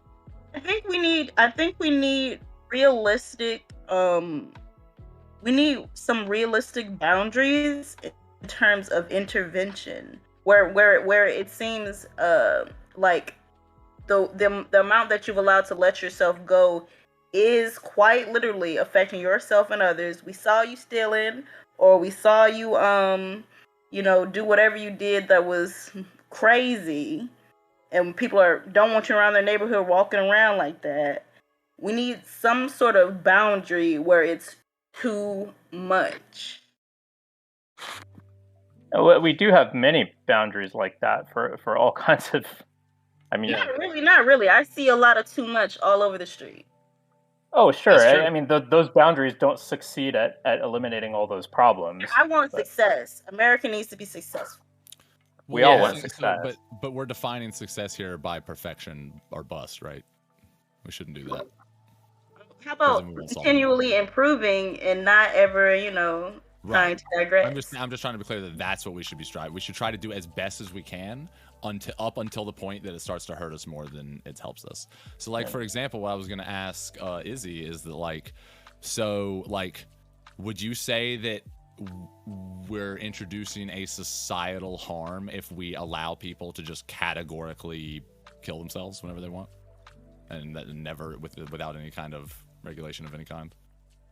They can always do that, but sure. I mean, like, what if you facilitate it? I think that's the only question, right? Should you allow it to be facilitated? Have, like, so there's things we do now. So we can't, like, again, no one thinks we can like stop all suicides, but we have. But for example, if someone can like demonstrate in some cases that like you might be suicidal, they can get you forcibly stopped. And you can't do that all the time, but we have some mechanisms in place that allow us to effectively prevent some of those situations. And we all agree that that's good for us as a society. Yeah, right? I got a discussion question. Like, when do you, like, should we really be intervening in people who are, like, in prison trying to kill themselves, especially those with extremely long sentences? Absolutely, 100%. 100%. I will die for that. I got the Mr. Gold take. I agree with that. Nazis. We should be intervening. Yes. Well, if you're intervening with people outside of prison, then why would you not intervene with people inside of prison? Like, what difference does prison make? I was just only thinking about people in prison. Well, I know, but why does the prison make any difference to that decision of whether to intervene? Is you guys, I've heard a lot of societal harm, so I thought to myself, an interesting question is like, okay, someone has a life sentence in prison, they don't want to live anymore. Should they have to live through their life sentence? And should we be paying for it? Because there's certainly no societal. I'm not sure that's any different from a person outside of prison who doesn't want to live anymore. No, I'm not. So I'm just asking the question in general because a lot of people have asked a lot of questions about societal harm. Apparently, we don't know where the boundary is in terms of people doing stuff to themselves. I guess the boundary is death. The reason that I don't think it's bad to differentiate between people based on certain moral judgments like that is because it is bad for us as a society in terms of our like compass by how we determine these categories. If we start like being like, oh well, you know, they just don't deserve the same empathy and like life and things like that if they're prisoners. Now, if you want to make an argument that maybe we should allow to me it's not no. To me, it's not necessarily empathic. It's not necessarily empathy to force someone to live a life sentence if they're trying to kill themselves. No, right. But that's what I'm saying. If that's the case, yeah. So if that's the argument, then it's like maybe you could use that logic to make an argument for like maybe we should have assisted suicide on like a really long wait list or something. I would say maybe, and maybe that should extend to prisoners. But the thing is I just think whatever we do, we shouldn't differentiate where, well, because prisoners suck and we don't care about them as much. It's I love them do it because I have loved many a prisoner. Sure, I'm just saying that, like, you know, I don't think it's good for us as a society if we start making decisions based upon the assumption that it's okay to, like, not treat prisoners the same way just because we could get rid of them and now there'd be less problem people in society. Like, I don't think that's a good metric to use. I think we all get hurt from that because it's important. It's part of the metrics by which we look at things like this, and it is true. I mean, like, this is how things work to a certain extent. I hate to get a little semantic philosophical here, but like people, a lot of the time, prisoners, like in a certain way, prisoners are victims. I hate to get all deterministic, but like in a certain sense, we recognize, that's why we try to rehabilitate, right? We recognize that criminals are victims in a certain sense, but we still have to. It's obvious. Yeah, I'm just saying that like for that there should reason, be a name for the morbidity that spreads in culture out of the prison system into certain people's classroom in certain cases. Like the type of morbidity that spreads in terms of hypermasculinity. This is like this keeps sprawling on to like tangent after tangent after tangent. Like I don't even know where we are anymore. Like what? Could prisoners be allowed to gamble, dude? That's I want to bring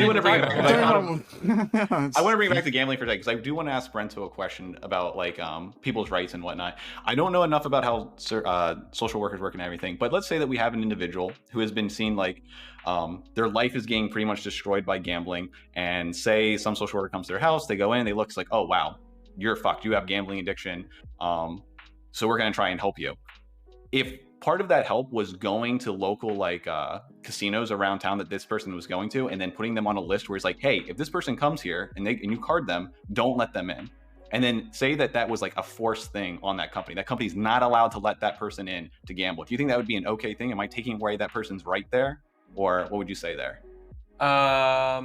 That's a really interesting question, and I don't have an immediate answer because I haven't like. So you are saying like that. So we have someone that has shown to have like a gambling addiction, is ruining their life, and now from like if it's a social worker, I'm assuming they work some form of the government. They go to the local places around and tell them, hey, you're not allowed to service this person. You're not allowed to help, like, let this person in until they have been cleared of their addiction in some manner. So it's almost like they're, in that sense, they're almost ceding their rights to the government to decide this type of thing for them. So they're almost becoming like a ward of the state. Well, when I believe we already kind of do that in certain situations. If someone's showing themselves to have having a psychotic break, we take them. We don't allow them to live on their own. We don't use the language anymore. It's called being committed. Sure, I wouldn't say we need to commit.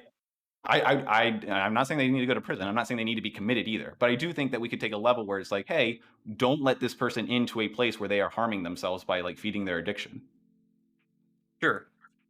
So do you think now, should those companies be forced to follow that though? Or can they just say, nah, we don't want it. We'll let that guy in because he spends a lot of money here. I don't. Well, I mean, that's a, you don't want people to make that kind of decision, but. You just made me think. So I work at a freaking smoke shop, right? Mm-hmm. And someone comes in super crazy, obviously tweaking, but they still want an oil burner, right? Mm-hmm. I sell them the oil burner. You know? I don't think. You don't think go ahead. No, I'm sorry. Go ahead. Sorry, I was still thinking. But go ahead. It's like that's like the issue there is a psychological issue with the gambling, but technically the issue with any drug addiction at any smoke shop, technically all addictions at a smoke shop would kind of somewhat it could get to a point where someone would have to intervene, is what I'm thinking in my head, and it's making money off of the system, off of the hack, basically. Yeah, and this is kind of what where Professor Meat was saying, having these kind of limits to stop people from feeding into their addiction. Now I'm just focusing on the people that we have dictated they have an addiction, and now the government's saying to these private industries, hey, you're not allowed to service this person because you're feeding into their addiction and it's harming them. And that's where I'm seeing if that's okay. If you think that'd be okay at that point. I don't. Social worker. It's weird because it's like if someone did sell to that person, it's like you're placing all responsibility for that person's behavior on the business, and so you're almost completely removing autonomy from that person, and that's a very strange type of relationship to try and engage in with the state. That's very similar though to what Meat was suggesting earlier with trying to put a limit on people making phone games, right? Mm-hmm.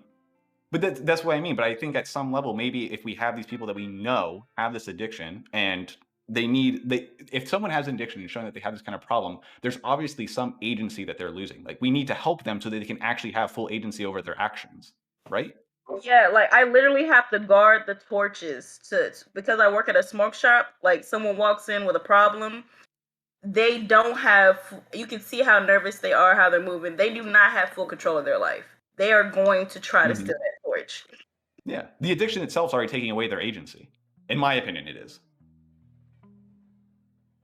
It is to a degree, but it can't. It's not entirely. It's not fully. Sure. You still have choice. You're still responsible for what you do.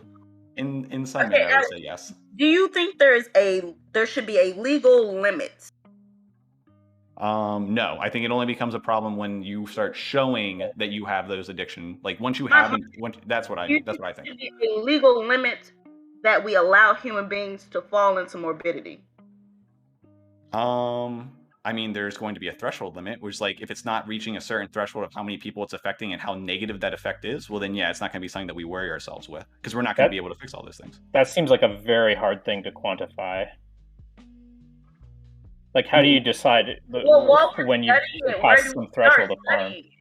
While we're setting it, we likely start studying it by case.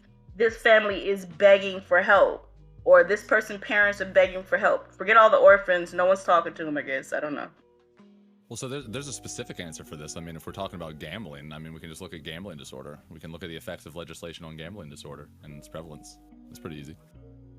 It might be easy to define what gambling disorder is, but it's not necessarily going to be easy to define whether some particular person's gambling disorder has surpassed a particular threshold of harm. Maybe not a particular person, but if we want to track the effects of legislation, then what we can do, even if we're willing to admit that there are certain inaccuracies, we can try to quantify to the best our inaccuracies and just look at the relative difference regardless. Like if we know there are going to be certain things, like, you know, we can assume that self-reports are below the actual amount of like certain symptoms and stuff like that. Certain people aren't going to therapy. We just look at the relativistic numbers. Professor Meat, this is more and more making me feel like the more and more I think about it, I think back to the idea that they have certain areas where they had drugs being illegal and they legalized all of them, and the same amount of people did the same hard drugs. And it's starting to make me think about like maybe we really just need better social work, because it seems legal limits are hard to enforce because human beings are smarter than legislation sometimes. Yeah. And we probably just need to work on the social work, the psychology in general, but it's like, what do we mean work on it? Spend more money on it? Like, what do you mean work on psychology and drug addiction? Mm-hmm. Educate on its harms, promote alternatives, you know. I mean, yeah, we could do. I think we can do both. They probably both help. I mean, I guess so. Like something that I would ask is like, I mean, I don't know. In theory, I think social workers. We need human beings intervening. I really think we need to change how we look at human beings intervening into other human beings' life when things get to the point where they shouldn't be allowed to have kids, where they shouldn't be allowed. Oh, let's not go there. Can I ask you something, lady by name? So, in your ideal world, would we basically have this huge thing where there's like all of these people that like can somehow like connect that are highly trained, that can connect in a like sensitive way with individual communities and like probe in a sensitive and responsible way individual families and like responsibly gather information and assess these things and try to provide an not at all. Maybe like have a social worker at the hospital that already exists at the hospital. Maybe do a yearly checkup if there's suspicious activity, like someone's grades going down. If we can track to see something crazy happen, maybe someone could be allowed to, if they really think it's like a doctor or a psychiatrist, if they think something's looking funny in someone, and you're supposed to like have children get checked up and all that stuff. If it's obvious like something weird's going on, maybe allow someone to check in on them. That will require a massive surveillance state. Not at all. This is already true. If the teachers at school keep seeing marks on the little girl, someone calls a social worker. You're looking to expand the categories, right? So, like, if you're looking to already true. When my grade, like, when someone's grades goes down after they make a serious move, they might just call a social worker. Like, all that shit already exists in certain ways, but it's just not very good. And I personally, the reason why I feel like I get so passionate about it is because I'm living in a state where the desperation is so high. It is really hard to have these conversations and in the conversation everyone's just like, oh, there's going to be a theoretical future where we figure out people, psychology and shit, and all this shit gets fixed. Right now you just get to watch people die, like, you know. I think that to a certain extent that might just be like wishful idealism. Because like so like there's two things I would say, right? There's two ways I could look at this. One, maybe there's some crazy, super hyper intensive, really involved, like people focused, hands-on approach we could take. But I just don't see the reason I'm asking questions because I don't see how we could conceivably do something like that without spending way too much money. You're not gonna catch everyone. But if you look out for certain signs, I feel like there are patterns when there's dysfunction going on. Like sometimes there's like a secret that lasts decades, but that's not everybody. You know, would you want to force intervention on people who don't seek it out? Well, when I'm thinking about these types of intervention, I always start with thinking about children who don't really have rights already, because that's what she's talking about. Go ahead. I always think about children who don't have rights already, and I think of the idea that the adults in their life are morbid or dysfunctional in such a way that it's impacting the children, and someone outside would have to intervene. I feel like that is a process that we don't have. That's not a process that we have a really good solution for at this time. And I feel like if we don't solve stuff like that, it's really hard to talk about solving stuff like, honestly, it's really hard to talk about solving stuff when it comes to like a lot of like mental health issues. I feel like. Well, it is hard, yeah. And I feel like most things we're talking about are just mental health issues because things got dysfunctional and out of order because they don't have like a normal life, or maybe it's just luck or chance or whatever. Sure. But we don't have those things. Any problem with human behavior can be framed in terms of mental health, sure. Yeah. Well, this is particularly a mental health issue, just to be clear. This is like specifically a mental health issue. That seemed like it was framed very broadly. Like, I'm not even sure like that there's one specific problem she's talking about so much as like, let's just have social workers intervene way more often in people's lives. Yeah, for sure. I feel like you're laughing, but you're not talking to the young girl whose mother literally throws her out the bed and steps on her to abuse her because that's how she feels today, and no one intervened. Well, I mean, I came from an abusive family myself. It's not that I don't take the problem seriously. It's more that I don't feel like this line of discussion is really going anywhere, I think. I don't know. I just feel like some of the outcomes I've seen could have been avoided, and I feel like if this conversation was about interventions, we were focused on regulations. People were talking about how regulation is bad, and I'm saying if we're not going to regulate it, then we need some sort of solution. Right now, we have social workers. Maybe we need to improve how social workers operate. That's all I'm saying. Right. In what way? What you're saying, yeah. Go ahead, Cricket. No, I was just asking, in what way would you like to improve the operation of social workers? More so than it is now. I can't specifically point to the action in which they intervene because I'm not, thinking about what are the patterns to look out in every situation, you know what I mean? Because we're talking very broadly about social workers in general. But I think that if we're going to have a discussion and we're saying that regulation isn't going to work, then we should at least propose ideas that could be at least pushing towards the direction of something working better. Instead of ignoring, except instead of saying like we just don't know, you know what I mean? Sure. Yeah. So, yeah, I would be interested in hearing any potential solutions, but just to be clear, if we are just talking very generally, the part of the reason why it's so hard to tackle things through that avenue, which like you described, we already do to a certain degree, is because it's like if we're going to get more hands-on, we really quickly start to get into areas where we're scaling up really quickly in both like rights infractions, we're breaching into people's boundaries as individuals and their agency, but also like the insane amount of money. Like it's so impossible. If you don't want to do something responsibly where you're getting hands-on social workers, they have to be well trained and you have to spend tons of money. I mean, it's social work. Like, how do you set standards for like when you start to get people that are literally like going into people's lives? You have to be really careful with. You what? I mean, okay, so we could look at all these problems and we could say like perhaps we want to address them by getting social workers involved, but then the social workers are just going to have to grapple with all the same questions we're talking about. It's exactly. Yeah. So what's like the main merely putting a social worker there doesn't advance anything. What okay, Cricket Style J. Yeah. What did you when we were talking? They were talking about regulation and how to solve the issue of people like overdoing the gambling thing. Did you propose any like solutions? Not anything very specific because I don't know specifically how to solve this problem. Yeah, true. Oh, can you think?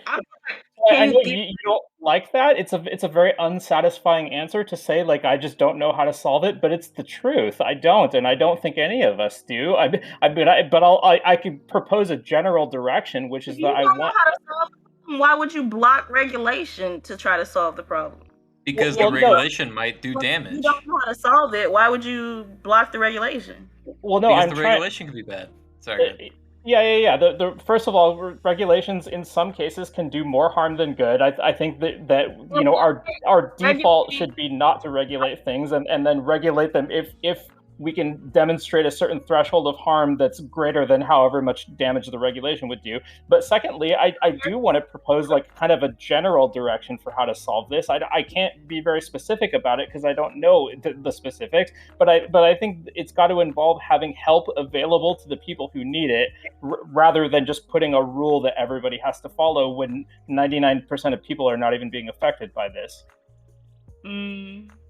Okay, so most people aren't even being effective, so the net harm isn't necessarily outweighing like the good of profits that someone else can make, maybe, for society. That's what you're saying. Well, I think in a lot of cases that could be true. Like there definitely are people who can gamble in a relatively controlled way without destroying their life. And in fact, I think most people can probably do that, but I'm just not worried about what to do with those people because that's not a problem. So it's just, what do we do with the people who gamble excessively, who do have these gambling problems? And I guess we're talking about like, is it better to solve that problem by just putting limits on how much everyone can gamble, or is it better to solve that problem by having help be available to those people? Or maybe we could do both, but I guess I'm more in favor of having help available to the people who need it rather than just putting rules on everybody. And I can't prove that that's the right answer, but that's my opinion. Like issues when it comes to like, I guess, like a lack of crime prevention, like are those issues like something we should all as society maybe take more seriously as like should we try to prevent outcomes that cause more deaths in certain neighborhoods and stuff like that? Like, should we regulate more shit if we see bodies, you know what I mean? Or it's because you're saying that I feel like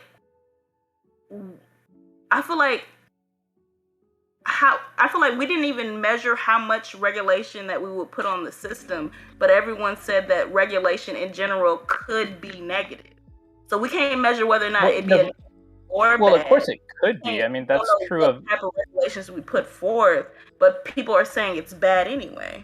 Well, no, it's just because putting rules on people arbitrarily is generally a bad outcome, and we do it when we need to because it's preventing some worse outcome.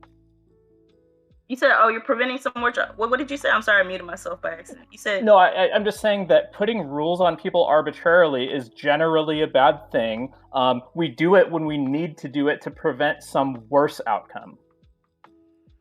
Well, I like the people I see in my neighborhood, in my life, in my day-to-day basis, are being harmed far more from their freedoms in certain cases than they are from regulations. Seatbelts are not harming. I feel like seatbelts are not harming people as much as a lack of effort to solve issues. Sure, I believe it, but I also believe that a lot of those same people that you're talking about probably wouldn't have necessarily been helped if there was just some law limiting their behavior. I mean, maybe for some of them it would help, and I don't know. I mean, it's just you're kind of not being very specific about what kind of problems they're having, but... I mean, I meet a lot of different people, and I feel like in some cases it can start from childhood. In some cases it could be someone being introduced to something because of a different regulation. In some cases it could be all types of things, but I guess we started talking about social work, and that made me interested in social work as a whole and how ineffective it is. Because as a child of two mentally ill parents, one being bipolar, one being schizophrenic, and watching the social workers literally break the fucking rules and have an attitude with me when they ask me about my fucking mama when they're supposed to be like trying to get my opinion on shit, or they take the payee off my mother because they just feel like she looks good enough, looks healthy enough to them today, even though they have no medical training. Like, I feel like that inadequacy is a problem, and I've never seen anyone on any of these panels or any conversation tell me anything that's going to lead to a solution in my life. Hey, so if social workers are not addressing these problems adequately and they're breaking a bunch of rules, then that's all the more reason to not make them try to solve gambling problems or any other particular problem. I mean, that's not workers are useless, but they're so should we be more heavily regulating people who watch people, like social workers and prison guards and things of that nature? Oh, well, yeah, I mean, we already do that, yes. Do we? Yeah, I mean, well, like you were saying, they're breaking a bunch of rules, right? Guards getting pregnant. Okay, how are guards getting pregnant? I'm just saying that's not a myth TV show. Yeah. So when things like that happen, they're breaking a bunch of rules, right? And that can only happen if those rules exist. Now, the rules aren't solving the problem, right? But that doesn't mean that we're not regulating them. It just means that we're either not enforcing the rules very well, or we don't have well-designed rules. We need more regulation on people who watch people but I don't know how far up that letter could go. I said we should have more regulation on people like maybe somebody watching social workers and maybe police guards, teachers, etc., etc. Who's going to watch the social workers? And are they going to be regulated too? I mean, it's just like every single person is going to have to be watched by someone else at all times to make sure that they're not fired for. It's like technically, if I didn't get hired for being black somewhere, technically I go to a separate agency for that, right? Because I, for some reason, have proof of this, and you can sue them, right? That handles that, right? Hopefully, I mean, you can sue them for it, right? I don't know. I feel like bare minimum we should have a place that kids can reach out to that's actually safe, where they don't feel like they're going to become foster kids. As for evaluating, evaluating stuff and that kind of shit, Cricket, you were talking about who is going to evaluate the person that's going to evaluate that kind of issue, right?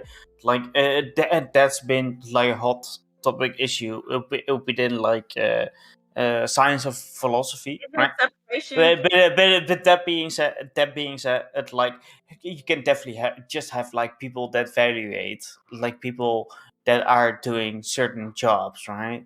I don't think it's to say if somebody has an arrest or somebody has an intervention on a social level, we can just have that conversation and those people can be getting evaluated, Well, everybody does get evaluated in their jobs already. Yeah, right? that's good, right? And the fact that already happens means that we're not going to solve problems that are already in place by just saying that people need to be evaluated in how they're doing their jobs, because that's already the case. Honestly, I guess maybe instead of that one lady social worker coming in to check on me and my sister over and over again, maybe they should send her and one more person, and I could have snitched to the other person about the other lady. Oh no. Sure, if we just doubled the resources that we throw at every problem, then we'd do better at solving that problem, right? No, I don't think that's the issue. I think the issue...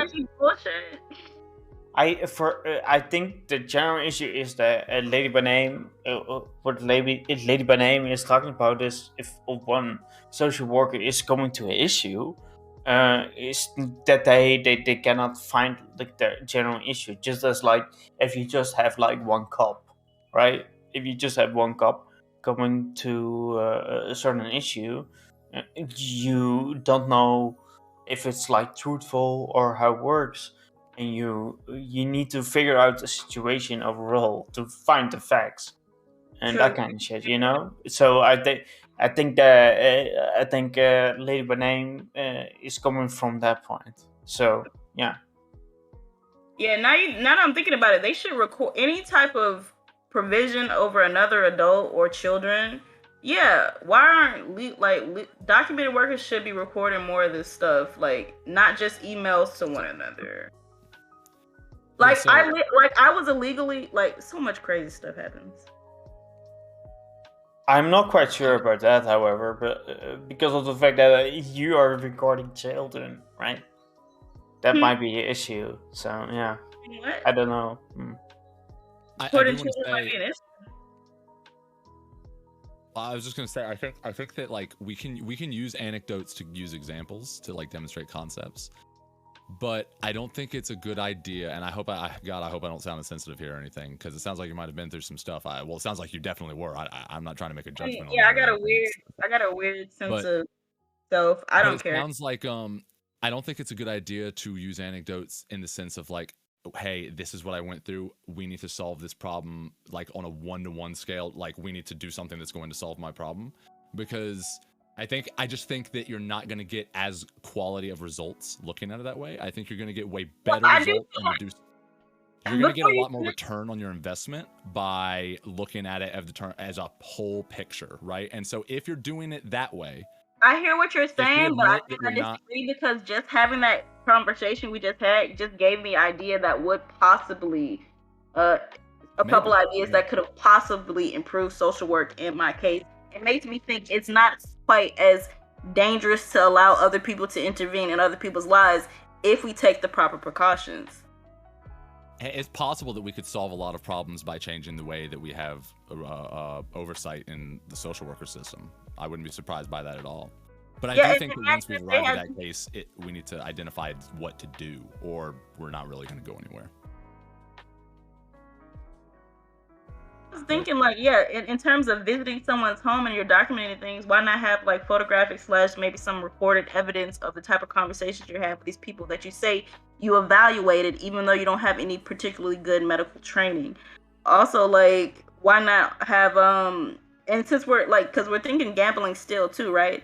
If we wanted to trust a social worker to come in on a gambler, maybe have some sort of way to check their records and verify that they're not trying to get funny with anybody. Or, you know, sometimes they play favorites, like give someone special perks in terms of, you know, welfare and stuff like that. Hold on, wait. What? I feel like I don't know what you're talking. What are you? Well, I said, well, earlier we were talking about gambling. We were talking about regulation not necessarily being the solution. Maybe families being the solution.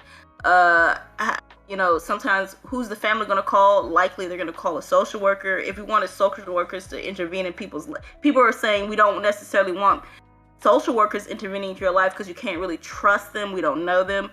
But why not put regulations in place so we could monitor social workers if we're trying to monitor the issues that we say we are trying to monitor?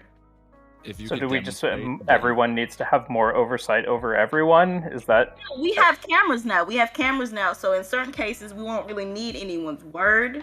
And in other cases, I think there are enough good people that someone's a snitch. So maybe not have the same person work on every single case with the same people, or if we notice anything weird, hopefully someone's gonna snitch. You know what I mean?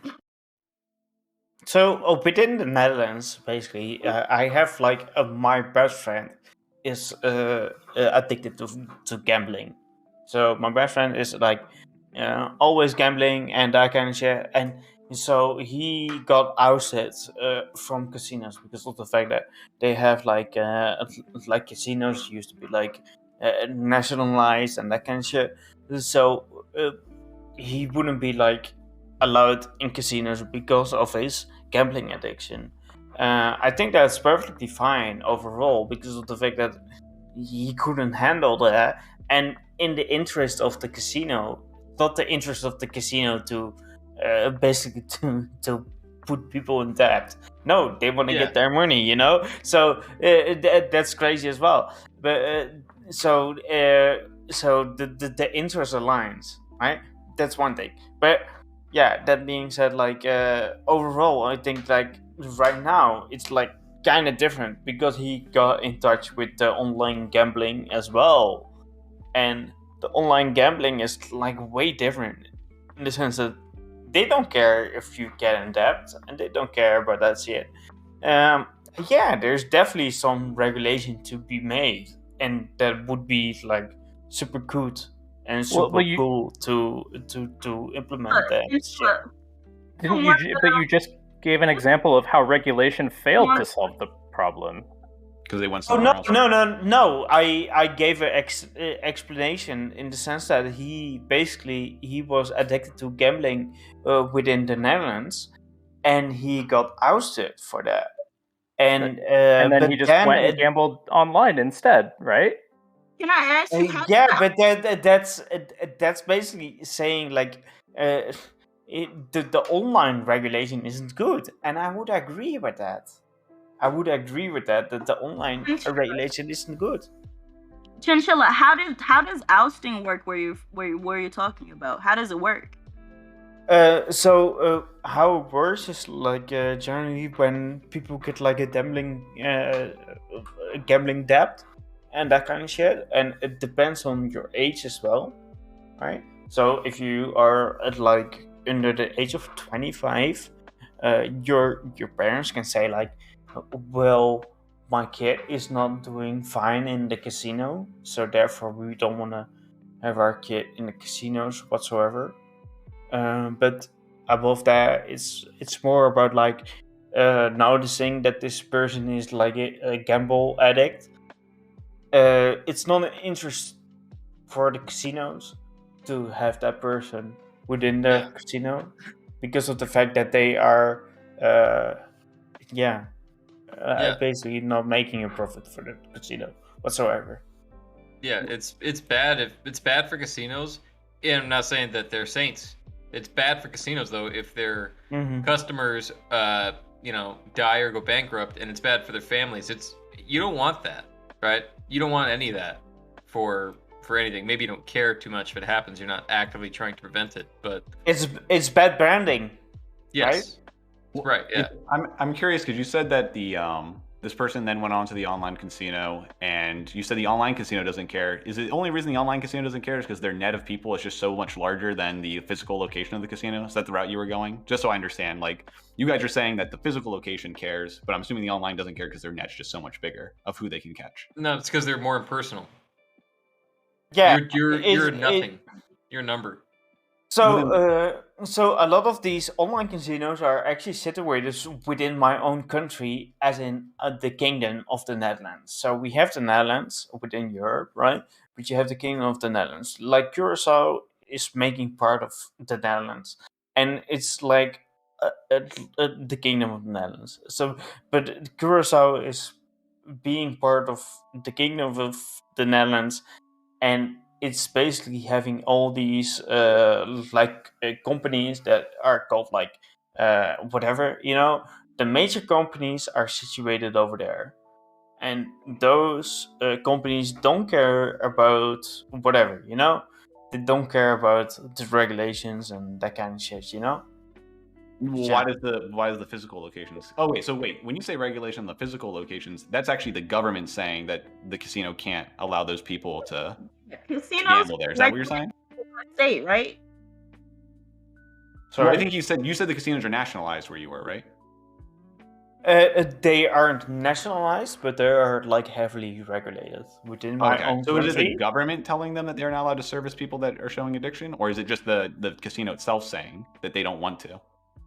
It's the government. It is the government. Kinda, yeah. But it's also in the interest of the casinos. So it's like having aligned interest. So but I'm confused where these interests divulge when going to an online casino then. Like, why is it beneficial for the physical casino but not the online casino? I think when you talk about online casinos, it's like having these that's like depersonalizing like the whole thing, right? Mm-hmm. So but why does the government care about that? Yeah. So the government cares about that because it's not depersonalized. Because of the fact that they see that it's... Why is how depersonalized it is relevant to what we should do about it? Other than it's maybe slightly less addictive across the vector of like being personalized. Maybe they don't like their children doing that. Well, to be fair, unless we're getting confused, you do believe that the online casino should be more regulated.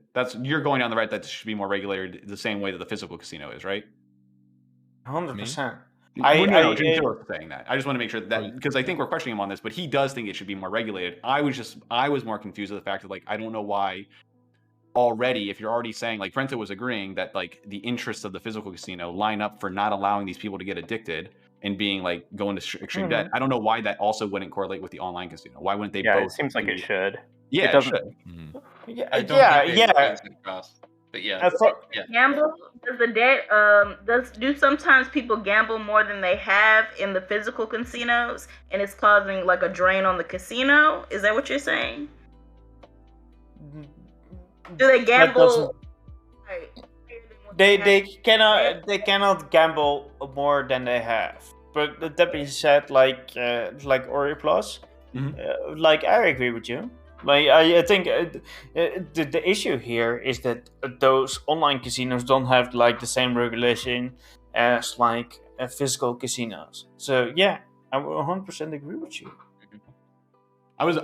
We don't have to go over it. I was just more questioning the reasons, but don't worry about it. Okay. But they should, right? Do we agree that they should? Do you think they shouldn't have regulation?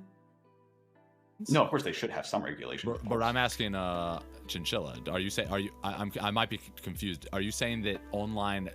Are you arguing against regulating online gambling? No, I'm not arguing against that. Okay, I was like, actually, Yeah, I'm sorry. No, my bad. I probably didn't articulate that well in that case, But I think that overall, like online casinos should have like the same like regulation when it comes to first world countries regulations when it comes to regulators. But this is the issue, right?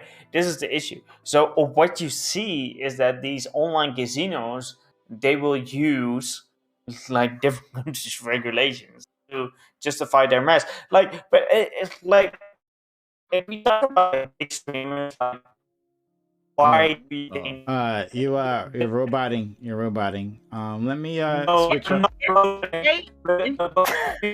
why do you think that a bigger streamer Okay, I'm gonna. countries? Oh boy, this is really bad. I'm gonna try switching the thing to Rotterdam. That's like his country. Hello? Hello? Hello? I switched the server to Rotterdam, so. But okay, I didn't know I was rogue-willing. I'm sorry for that. But yeah. Can you try to say the thing before? Like with that little piece. Yeah. Am I okay right now? Yeah. Okay, I'm sorry. Basically, like bigger streamers are moving to other countries to do the gambling shit. Why is that? Because they know it doesn't fly within the US, right?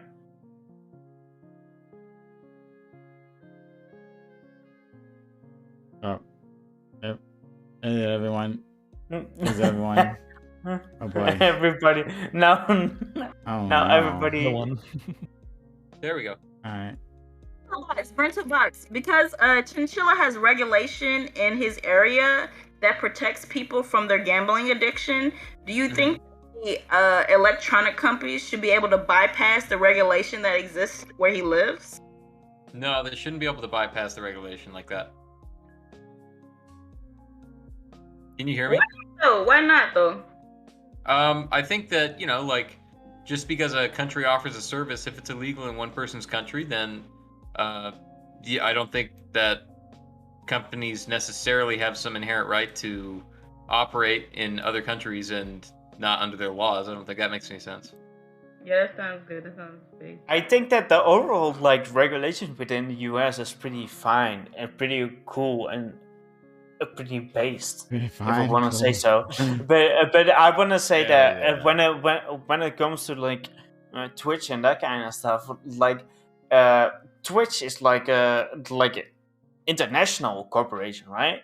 So they have like streamers from Korea, from whatever, from the Netherlands even.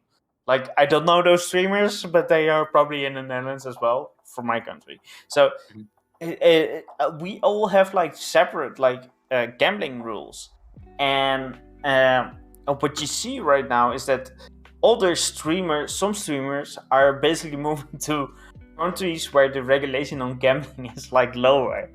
So, and therefore they can do the gambling streams and that kind of shit, and that's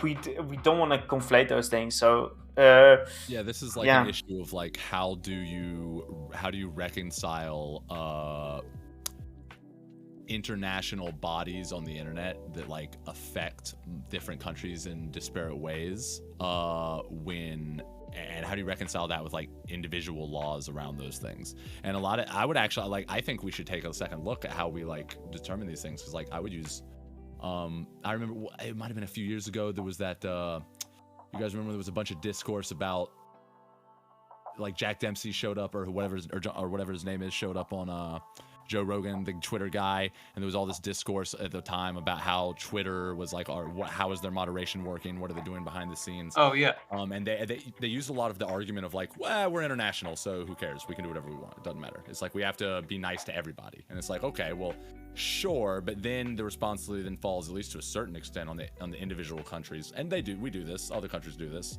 Figure out what as best they can, what laws can solve the problem as best they can. And it is messy. It's messy as hell with the internet. The internet is a problem. Globalization makes things real complicated, all right? But globalization is still cool, and it's happening. So we just got to do our best to figure it out. And just because the internet makes it harder, it doesn't. It would still be ideal if we could figure out a good way to regulate it to do so, right? Yeah. Of course, not that anyone necessarily disagrees, but. If there was a standard that we could all live by, life would certainly be easier. Yeah, that's true. Well, there are some standards that we all agree that we should live by, and we hold people accountable when they don't, right? Yeah, sure. Telephone? Yeah, but not with regard to... Sorry. Telephone person? Hi. Nice to meet you. Hello. Hello, hi. Nice to meet you guys. Hey. Sorry I don't have a camera. I do apologize for that. I did have one question for you guys. Maybe I missed it though. So, has anyone mentioned self-exclusion? Are you talking about for gambling? That some people would ban themselves. In the previous panel, there was a person, an individual, who worked at a casino as like a bouncer, and they would say that people would approach them. It's like, I got a problem. Could you ban me from the premises? Is that what you mean? That is not total. It's kind of like that, Okay. but what I know of most is in reference to online gambling. But maybe there's a way they could work it in real like a real life gambling. But the self-exclusion I'm talking about is basically before you start gambling at all, like they'll let you gamble, but you have to set an exclusion limit for yourself for daily, weekly, and monthly. I don't know, maybe more than that. And you just are legally legally barred from from gambling after you've passed your limit. So I know like this isn't it's not gonna cure gambling addicts basically, but I think it could be a way of basically preventing people from becoming gambling addicts, because it would this is just my personal experience, but when I've went gambling, like at the start of the night, I don't plan on spending a bunch of money, but you gamble, you drink a little bit, and you care less about your money as the night goes on, and you feel like you can make more. So I just wanted to get everyone's thoughts basically on that. I think there is a self-exclusion in terms of yes. Online, in real life gambling in like those casinos. I believe when I was in Vegas, I think someone was telling me about exactly that, about having limits. You work it out with the casino beforehand, and you cannot spend beyond that. I believe this is what they described to me. I think that's healthy. That's great. But I don't know that my only pushback against what you said is that keeps them from being gambling addicts, right? Like unless you're defining gambling addicts as a person who has spent too much rather than a person who is addicted to gambling, right? Yeah, that's fair. And we don't want to cure the problem. We're not looking to, or we shouldn't look to cure everyone with these solutions. That's not the goal. My goal is to decrease the harm in a useful way, or a non-problematic way.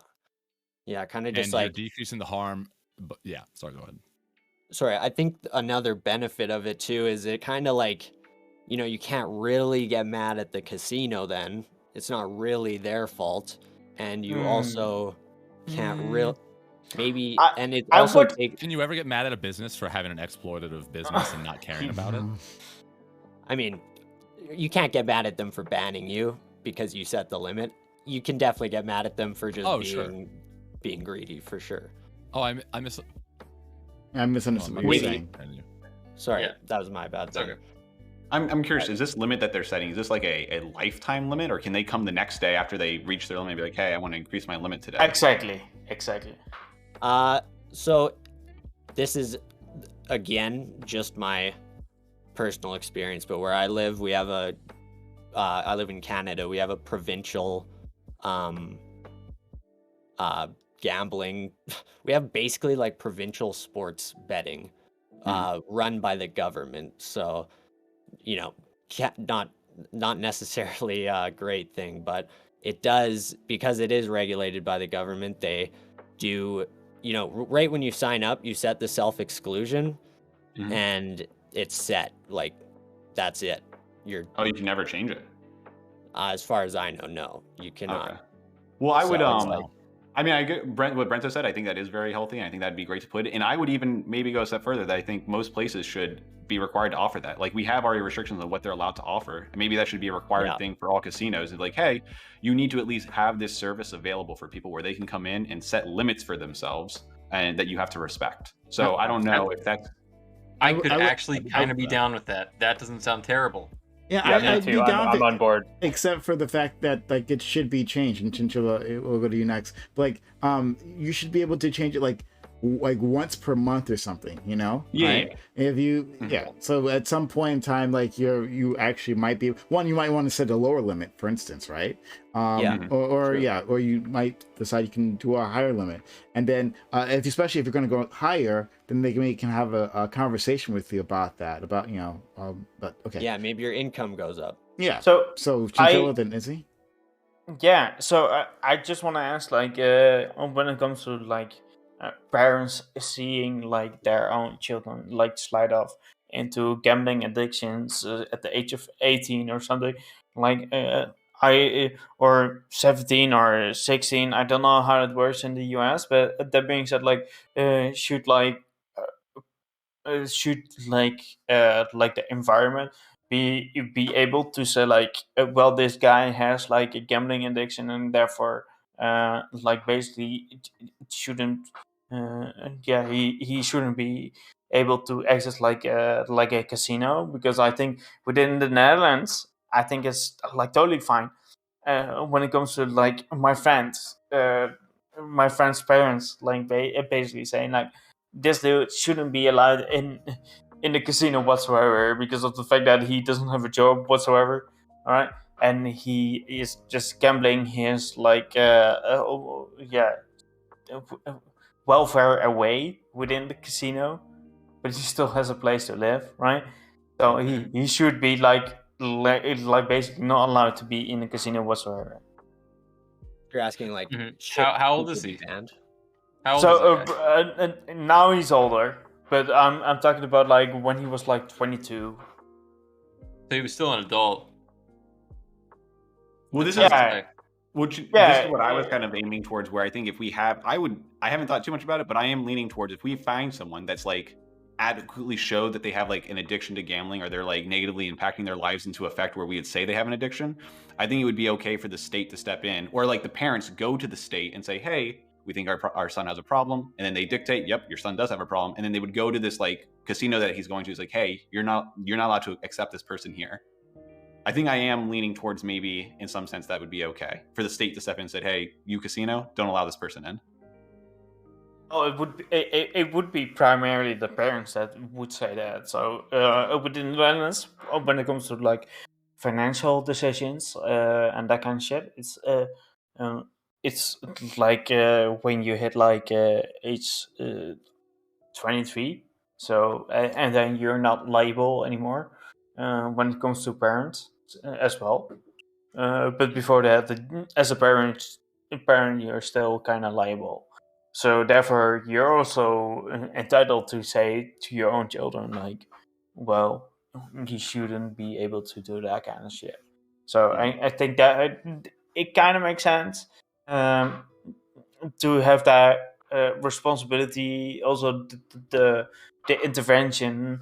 I think that brings up like social cohesion as well. I think that's like perfectly fine in a conservative sense and in a progressive sense to curve these things. I feel like the government license is based on. Hey, so I don't think you've spoken yet. Go ahead. I'm thinking about it. I'm just thinking. It does seem like most countries consider around the 25-ish age, the cutoff for like lots of different social programs and help from parents. So it seems like, should we be counting on families to keep these children from going down these like holes of gambling or whatever? Well, if you're 25 and you didn't get the memo, right? When it comes to that shit, at some point, you will be a liability to society. So as society, we should curve that liability. But that being said, they are still responsible for their own miserable like existence at that point. I think that's fair to call, Parents being liable for their 25-year-olds. What did you produce in the world? I just want to say that if you haven't figured it out when you are like 25,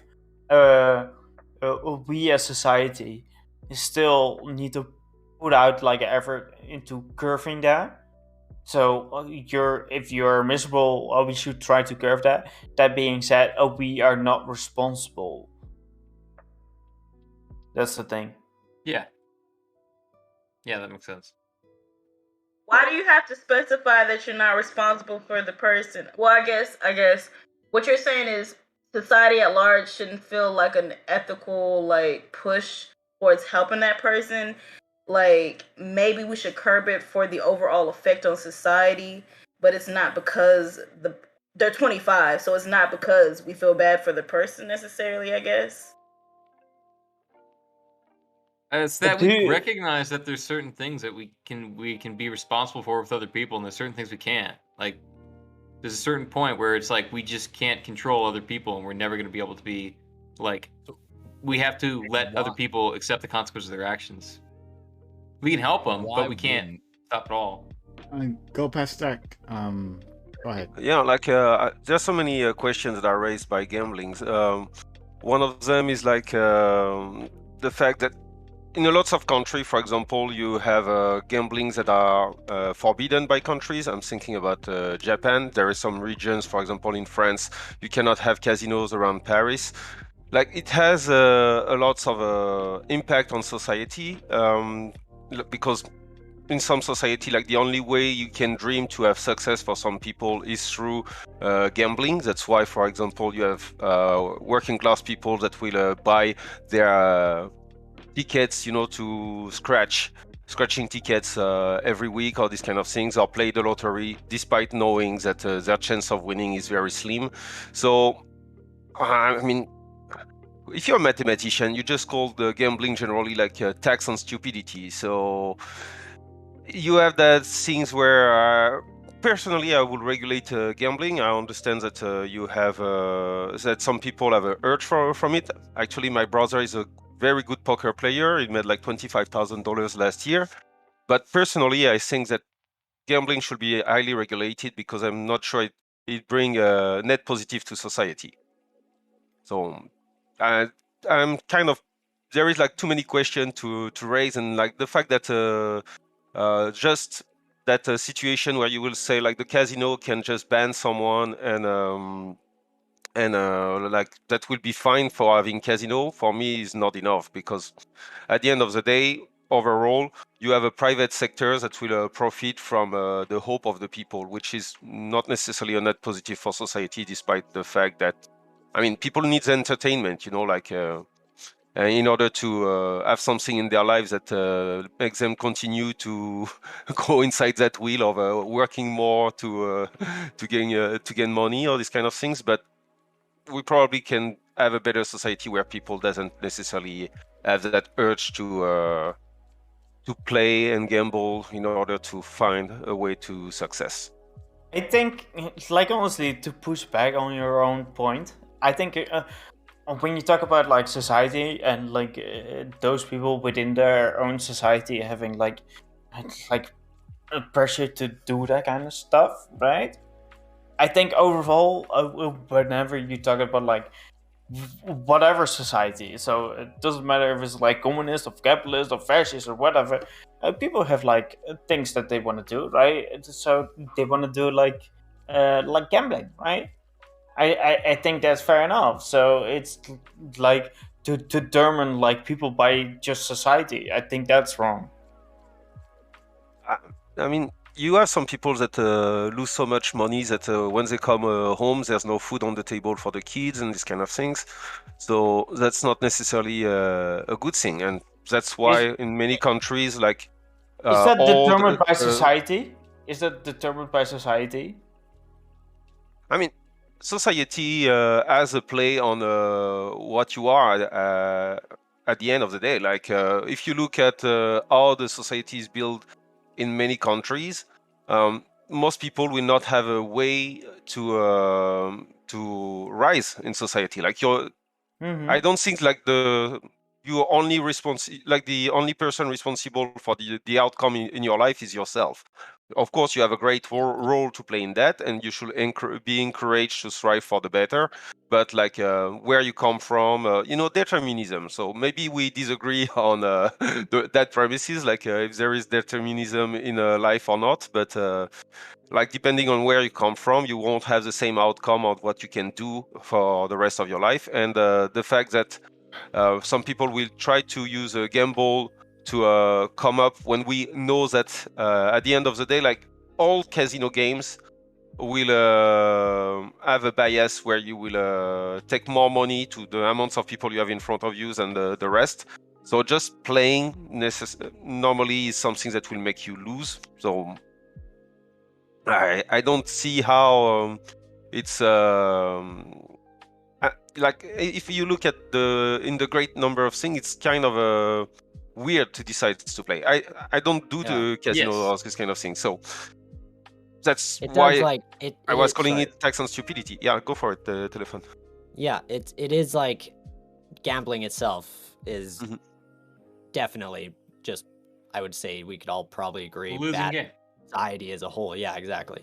But I think just the reality that I think capitalism is good because it kind of holds back the government a bit, and I think the nature of capitalism is people are going to profit off bad things, and I think as far as you're in charge of your own life, I think I kind of think you are mostly responsible for how your life turns out, or at least for your own actions. But I think there's definitely, obviously, like I think the government and the society's role to help you is not really to it's not to decide things for you. It's kind of just be a helping hand there, or be like a support. But obviously some people get supported more, some people get supported way less. But I think as far as just gambling, I think it's just going to be there, and it's not necessarily something that is going to be like, oh, we just have to ban it or not ban it. I think I understand that. So like then you have to take into account, does it have an entertaining value? When you go to a football game or something like that, sometimes you will pay a very high price for a ticket, and what does it bring to you? So like there is like some kind of probably regulation you can have on the price that it has.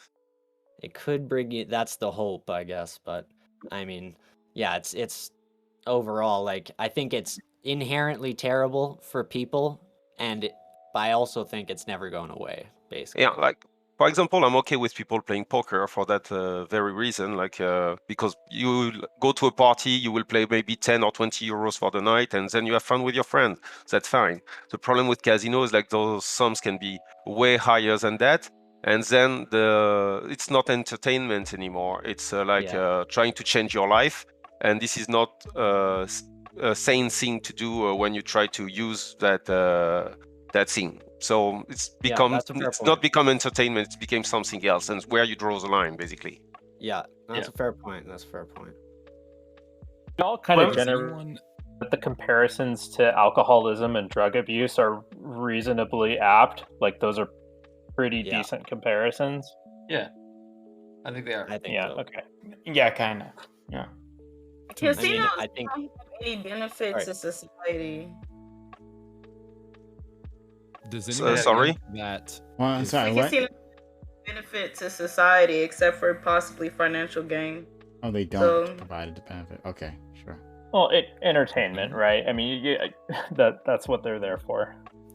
Also, technically, you could argue that any sort of skill-based You're also competition like rich. that, because poker is skill-based to a degree. It's good to have. Yeah, it's avenues by definitely which skill-based. meritocracies can reward people, right? In life, like generally speaking, we generally think those things are good if they're not causing some harm. Like merit being able No, to I have don't a thing. consider that necessarily good. I just personally wouldn't consider it necessarily good. I mean, I like playing solitaire. I mean, I like playing Tunk with my sister or playing little like penny gambling games with my sister. I don't necessarily think it's good. It's fun to do with my sister. I don't necessarily think disagree. TV is good. TV is entertaining as hell. Mm-hmm. I think So, that like, any time we can enable something without hurting ourselves that allows a vector by which people can use a meritocracy to achieve a sense of self-actualization and engage in the economy in a stimulatory way. I believe that both of those things are marked goods for individuals that in a way that extrapolates to society, and it's good for the economy. So, like, first of all, Lady by Name, you just vaped on stream, so you heard it yourself by the capitalist memes. When you talk about capitalism and that kind of shit, I'm all for it, you know. But that being said, when you talk about like capitalist memes and like the destructive things around capitalism, we can talk about like smoking, how that is like exact thing that is bad around that capitalism, right? So I think those things like are being promoted within capitalism. So it's like, yeah, there's several things that are just wrong, you know, and you should just acknowledge those things, right? I agree. I do think though, in a socialist in a socialist government, you'd still be able to buy cigarettes from the government. I think they would still sell them to people. Yeah, which would be bad, and that's why I'm not advocating for socialism at all. But I just want to say, like, overall, it's like smoking. Those things, it should be just like don't be advocated for at all. It doesn't make sense that it even exists, really. It's like it just hurts people. That's what I thought at first, but then my nursing friend was like, he got hooked on nicotine instead of caffeine, and he started looking at like the effects of it and stuff, and he just wasn't impressed with the effects of like nicotine pens minus all the tobacco and the carcinogen, like the chemicals. It's still bad for you, but like, you know, for some people, caffeine can be really bad for them. It can cause terrible like anxiety. For some people, blah blah can be bad for them. Like they're allergic. Like, I mean, yeah. The thing with smoking is it just doesn't really like, you don't notice it's ruined your life until you're like 60 or 50 or, you know, like till you're older, I guess. A lot of the time, I shouldn't make that an absolute, but a lot of the time you don't realize it till it's way too late, where a lot of other addictions, it's quicker, it comes on the effects of it, I guess. Well, even long before you have the health effects, you're going to be spending a lot of time and money, particularly money, on cigarettes. Yeah, that is just, I think, a little less noticeable, though. I guess it depends on how you think about your life. Because I was thinking like a lot of people like wine and things. I was thinking like, I guess it depends on how you view your life. True. Yeah, I guess it does depend, like, how far in the future do you see, I guess, kind of really. And then I guess the amount also. Yeah. Yeah, Lady by Name, you should probably try to set the sensitivity of your mic, because when you start talking, we miss the beginning most of the time. Yeah, that's a good point. And also, honestly, we should all take lessons from Professor Meat, because he has the best mic quality I've ever heard. Yes, be a musician before you ever consider getting into Twitch. That's my advice to everybody. Also, just have like a deep voice. This is deep voice privilege. I'm just calling it right now. Deep voice privilege. You know, Let me tell you guys a secret. When you have a voice like mine and you're really tall, people think that you're really smart and can fix their lives. It's really fucking annoying, actually. Like, I feel like you're standing up right now, even though I know you're probably sitting. I'm like, I can't believe I'm even awake right now, to be honest. My brain is oozing out of my ears. I've slept like 8 hours in the past like 3 days because I keep staying up in the fucking post-stream panels because I can't stop talking. I'm addicted to PrimeCayes. You turn it on and then it's like, oh god. Prime, bring us back onto topic, please. Hey, can I ask a question from the panel to bring us back? Yeah. Sure. Not to take control. I like to take control, but sometimes people don't like that in the panels. So I'm curious, would anyone, not to bring everything back to, hey, let's bring everything back to me and my ideas. So does anyone disagree that not trying to take control, it would be worth it? So like if fuck it, I'm taking control, someone stop. If we were to enact a policy that like, let's say that we could demonstrate that the results of this policy, theoretically, like we could demonstrate reasonably speaking, that the results of this policy would be that, like, let's say 2 million Americans, thereabouts at least on the low estimate, have the most severe symptoms and debilitating symptoms of their mental illness sort of mitigated. Would that be worth it if we could demonstrate that the only cost to doing that would effectively be reducing the rate at which productive gamblers could earn money by like 90%? Would that be worth it? Does anybody understood the question? Are you saying it almost? How would you do it? It's a strange framing. It's like saying like maybe reframe. My answer is yes, but I don't usually how we handle these problems is we ask questions like that, and then we look at it and we test it as best we can by looking at the data and controlling for all the variables. And so that's it's what strange are. Is we look at it's an unusual metric.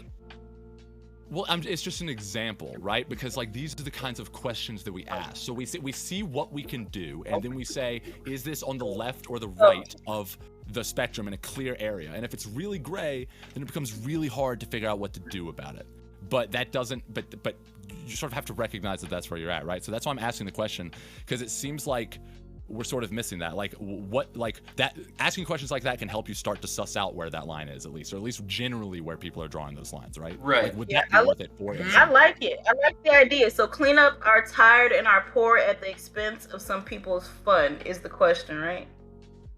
Clean up some of the people. To an extent, we agree already that that's the case in certain examples. Yeah. To an extent. So I guess what I'm asking is like, so by what metric do we determine whether or not it's worth it, right? So I feel like that might be.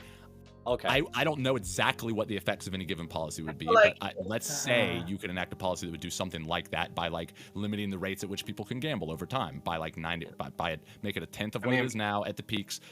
Isn't that why we have sociology? I try to imagine if I'm a guy from a university and that I'm studying like stuff like sociology, and then I had those kind of questions all the time. And I'm, what the fuck? Like, we're doing studies all the time and nobody read them and nobody actually is doing any laws related to the studies that we have made. Like, we already have those answers. True.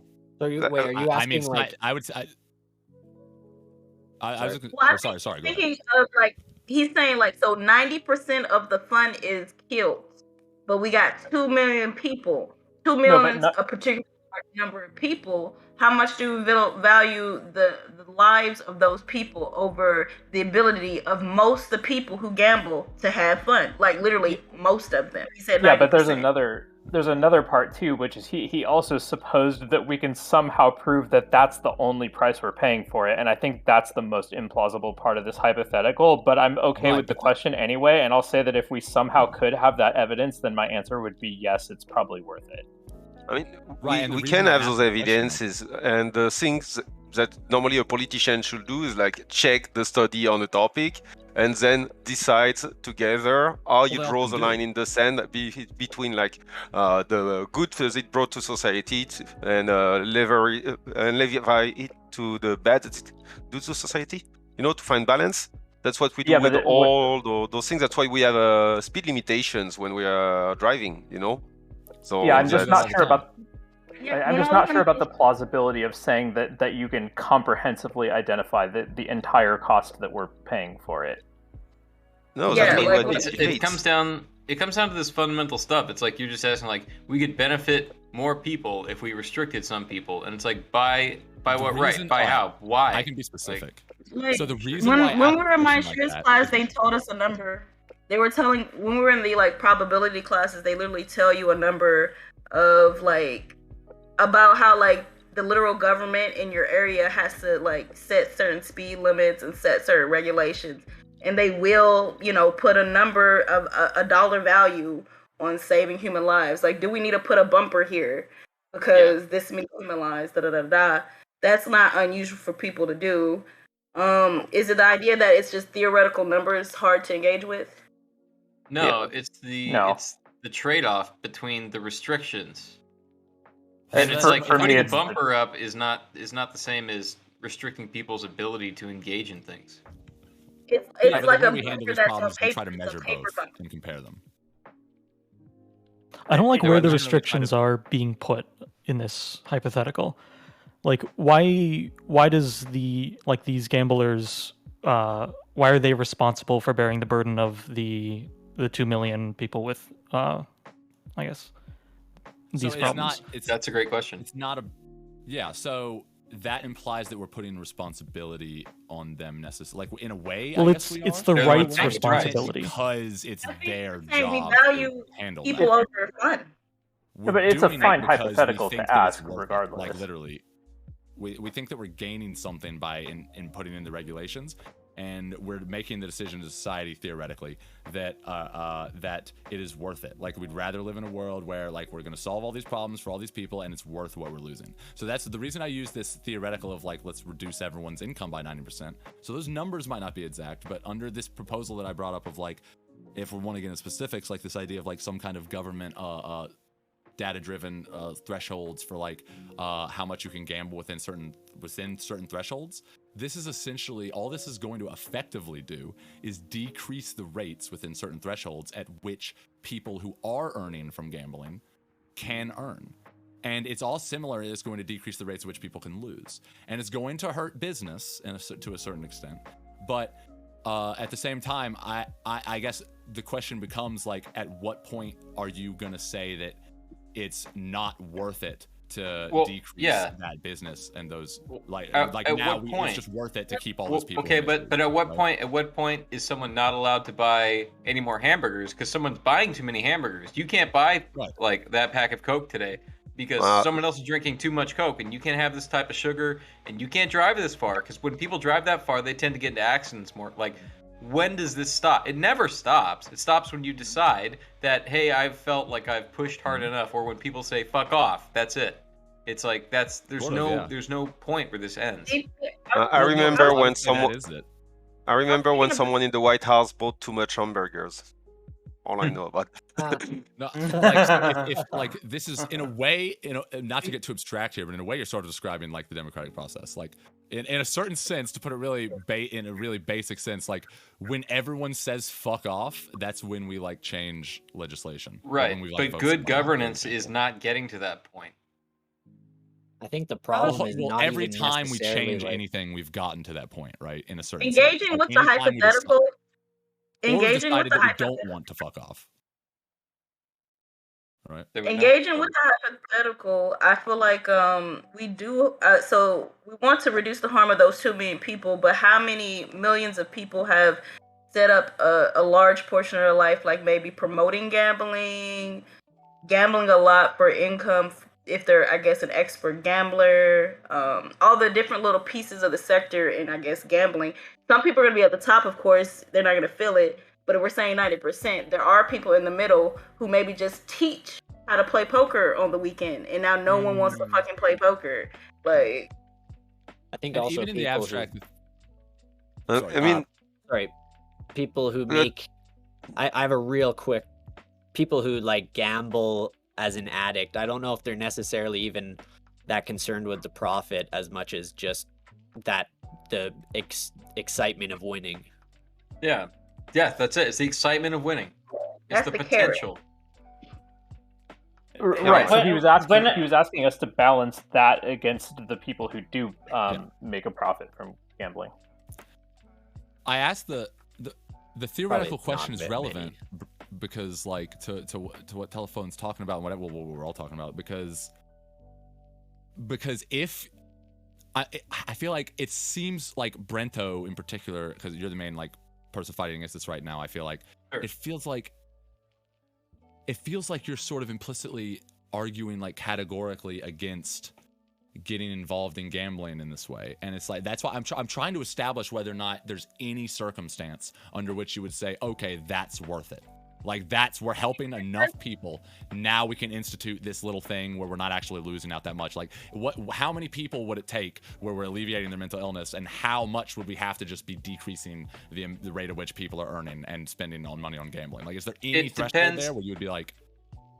It depends on like how I guess it depends on what the limits you're trying to impose are and how you're trying to limit it. That's what it depends on. Well, so it's not the number of people, it's the implementation and whether or not you have a right to do it and whether or not you're respecting other people's rights in doing it.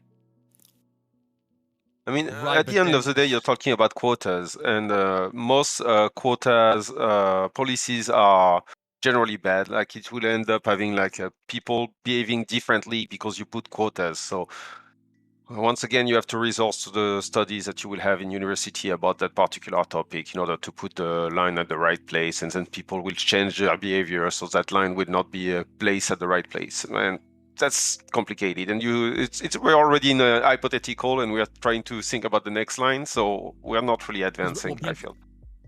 No, I think it's totally. It's fine to ask about the implementation, but it's also fine to just ask, do we consider this to be a good outcome? Which I think was the question. Well, I just want to be clear. Well, because Brento Box kind of almost got around that question because I want to be clear about it. Otherwise, we won't be able to move forward. When you say like I feel like you've already disagreed with yourself when you say that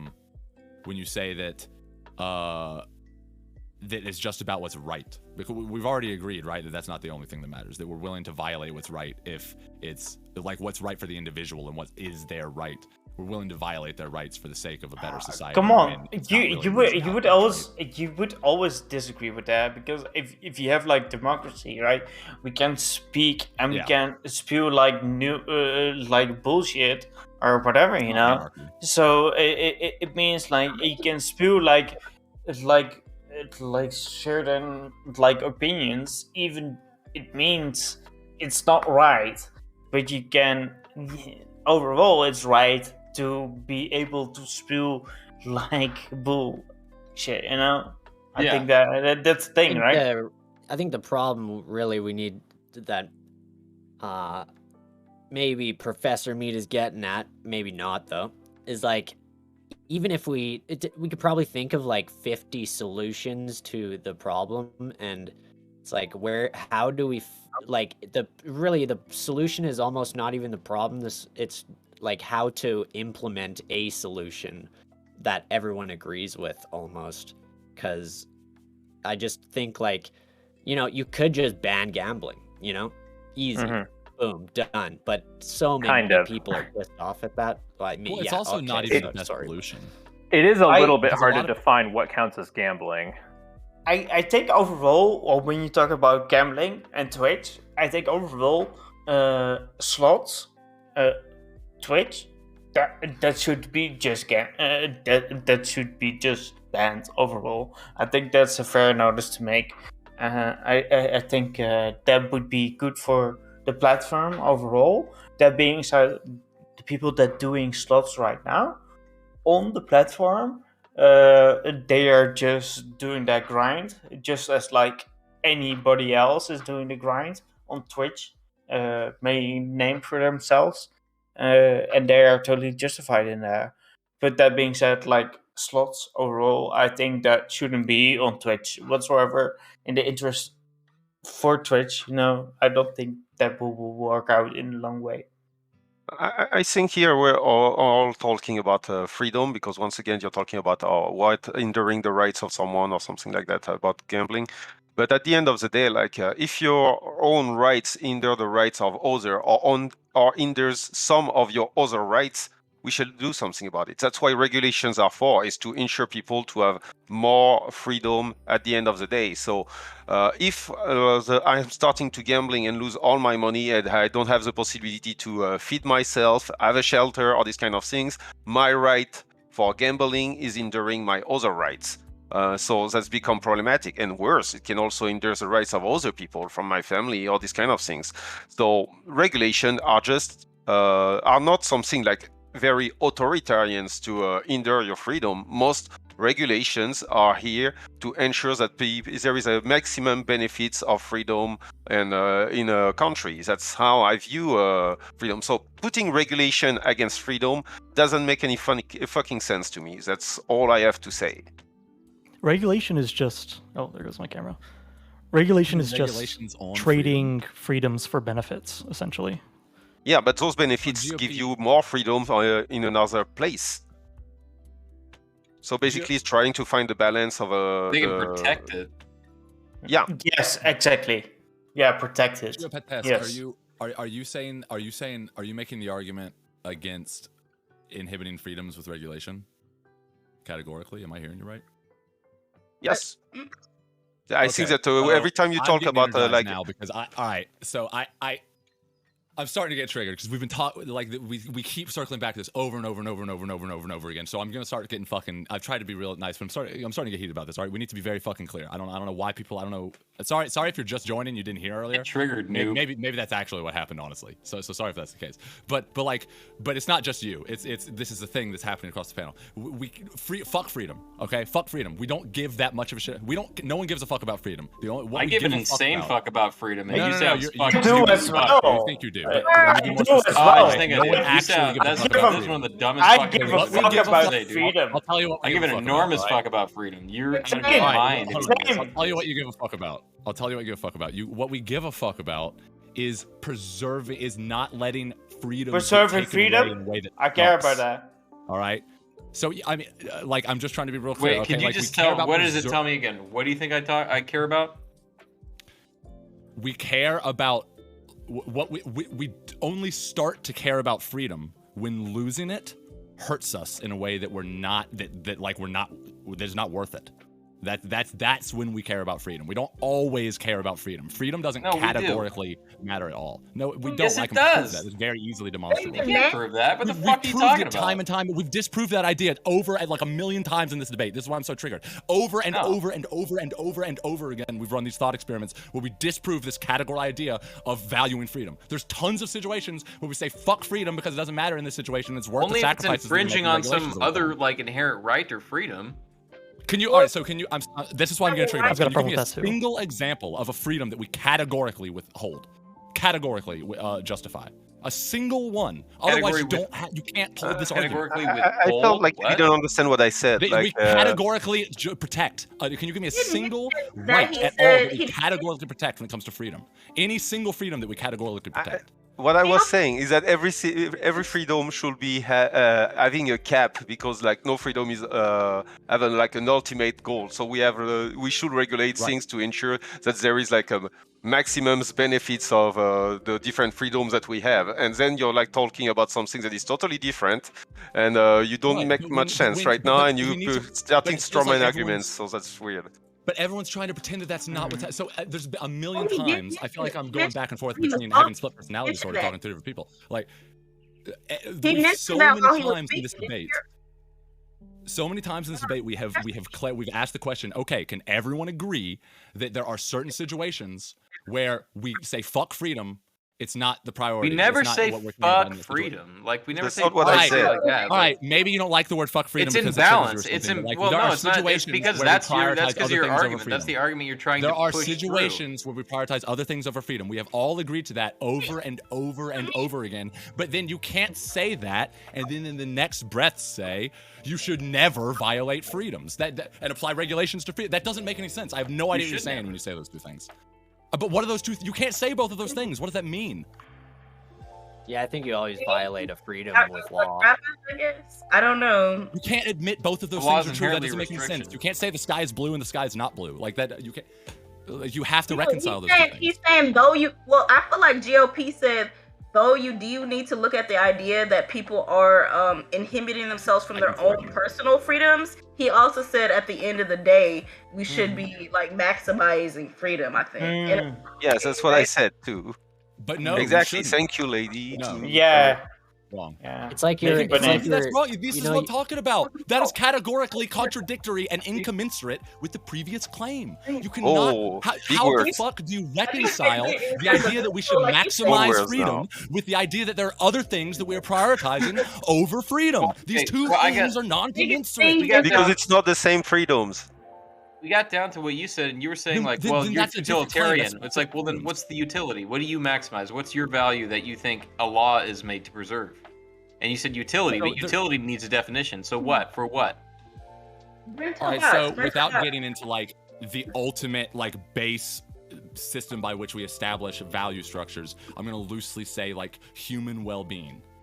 Okay, that's just another. Like, Oh man, cop out. You're asking the question. I mean, I'm trying to. That's a I don't want. shit. If you want to open the whole philosophy Pandora's box, I'll do it. man. But like, you I can't wanna ask open me and it. then blame me for trying to not give the oh, answer. oh no! Don't open the door. Oh no! I don't know. Well, just fucking tell me. Well, you opened the door, and then I said, "Okay, let's walk." Oh through no! it. And you Don't said, do Whoa, it. what are you going through that door for? Slow down. No, Like, I didn't say that at all. No one said that. Okay, then I have no idea. I'd go a step further and say, like, it's not even like for human benefit or anything. It's just when a group of people agree on something that they want to make a trade-off.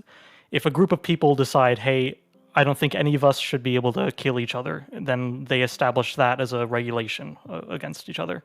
And then they can all agree upon that. It benefits them, but that's just a side effect Democracy, that it yeah. benefits them. The main point is that they agreed upon it, and that's what a society is, I guess, to drill down to your base level of thing. I see it as Other like societies can decide on completely different things and limit different freedoms.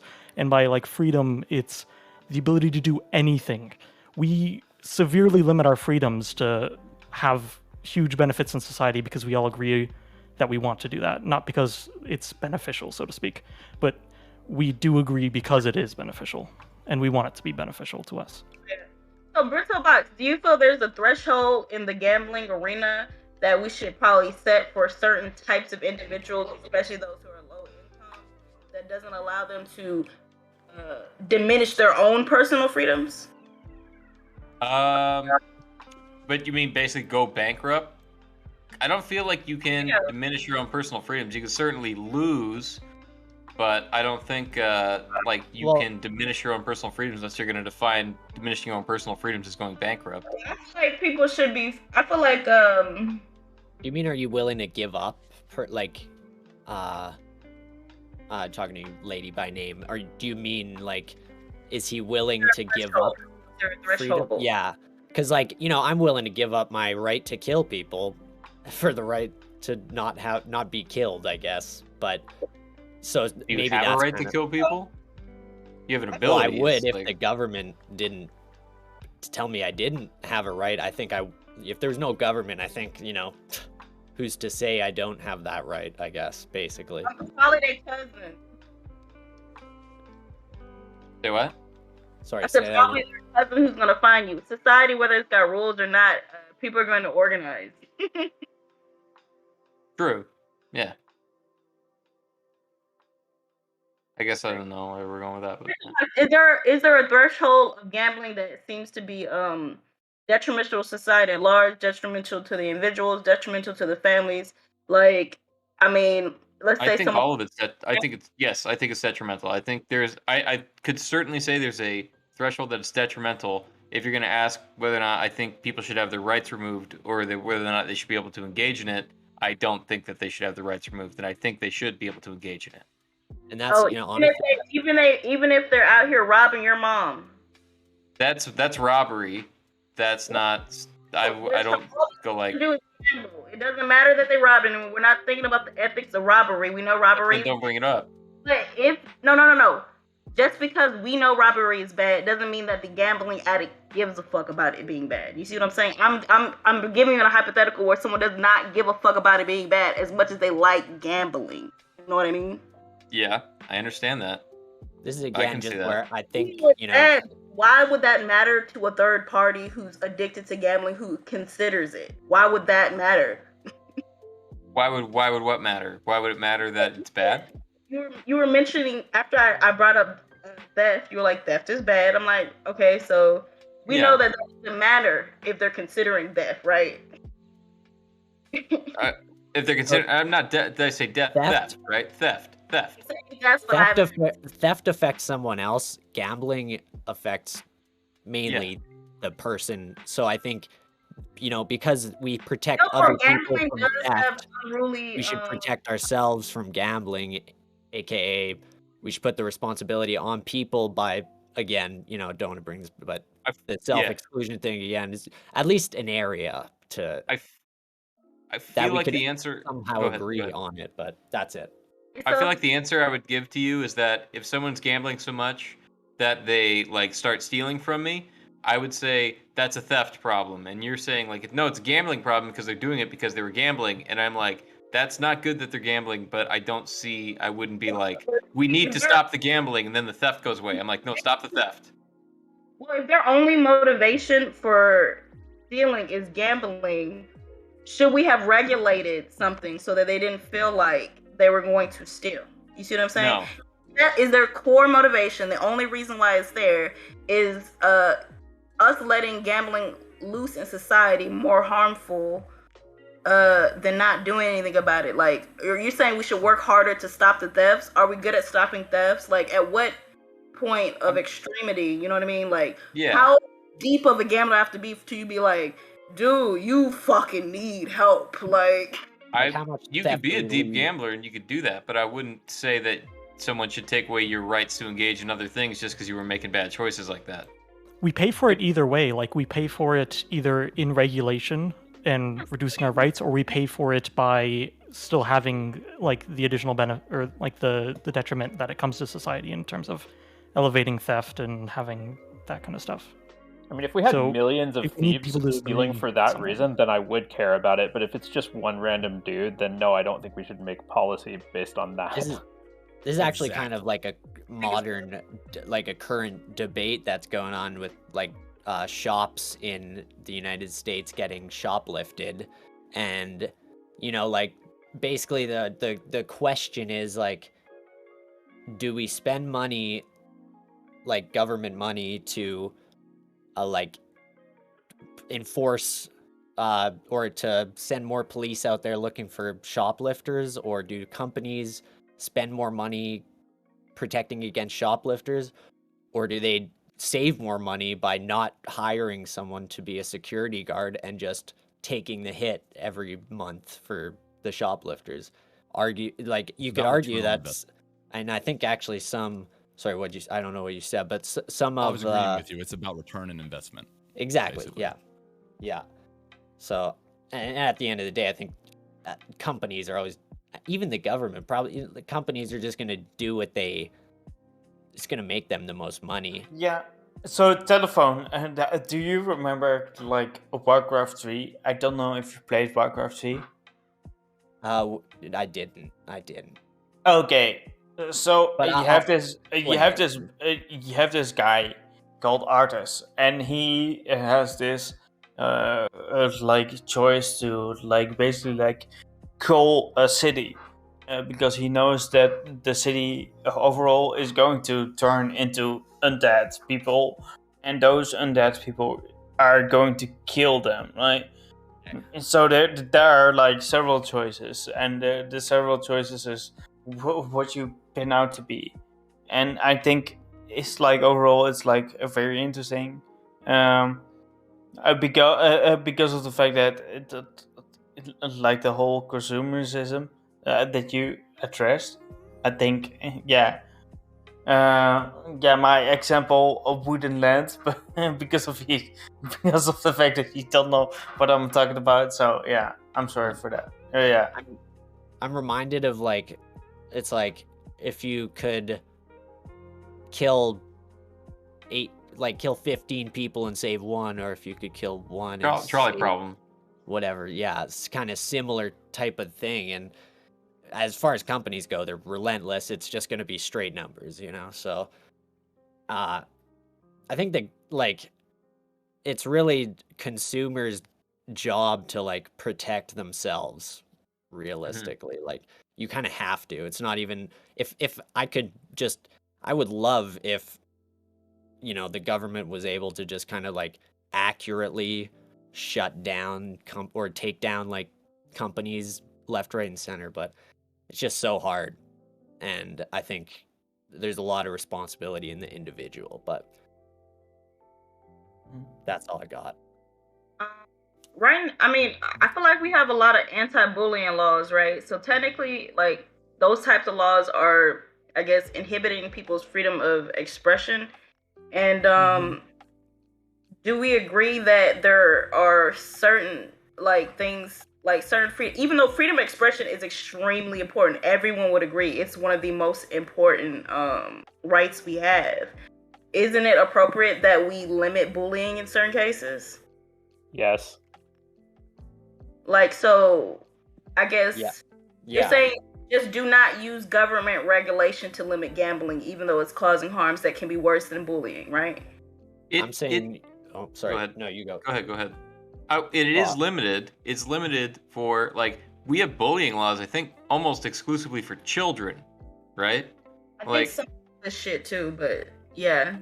Yeah, they're almost exclusively for children. So that gets back to the original point: is that you're treating adults like children, and you're like, well, it's for their own good, and it's like we're past this. Like, difference between children and adult besides being fully developed, and are all the adults we're talking about even fully developed? well, we have to treat them like they're fully developed because we can't make that decision for each individual person. Like, what? Sorry, go ahead. So you're saying we should just treat all people over the age of 18 as though they're fully developed, or 21 we'll say sometimes. Treat all people over the age of 21 as though they're fully developed, even if we could look at maybe 50% of them aren't. It's until proven otherwise, yes. Of course. Otherwise. Well, is the extreme cases that we bring up where they're literally not able to stop gambling to feed themselves, is that them proving otherwise? I think until they do so, until they can't feed themselves, it's the they can't feed themselves part. Once they can't feed themselves, then essentially if they become a ward of the state or something like that. But even then, I mean, no, you don't take them in, you don't take away their rights. It's because where do you start deciding that people are going to lose?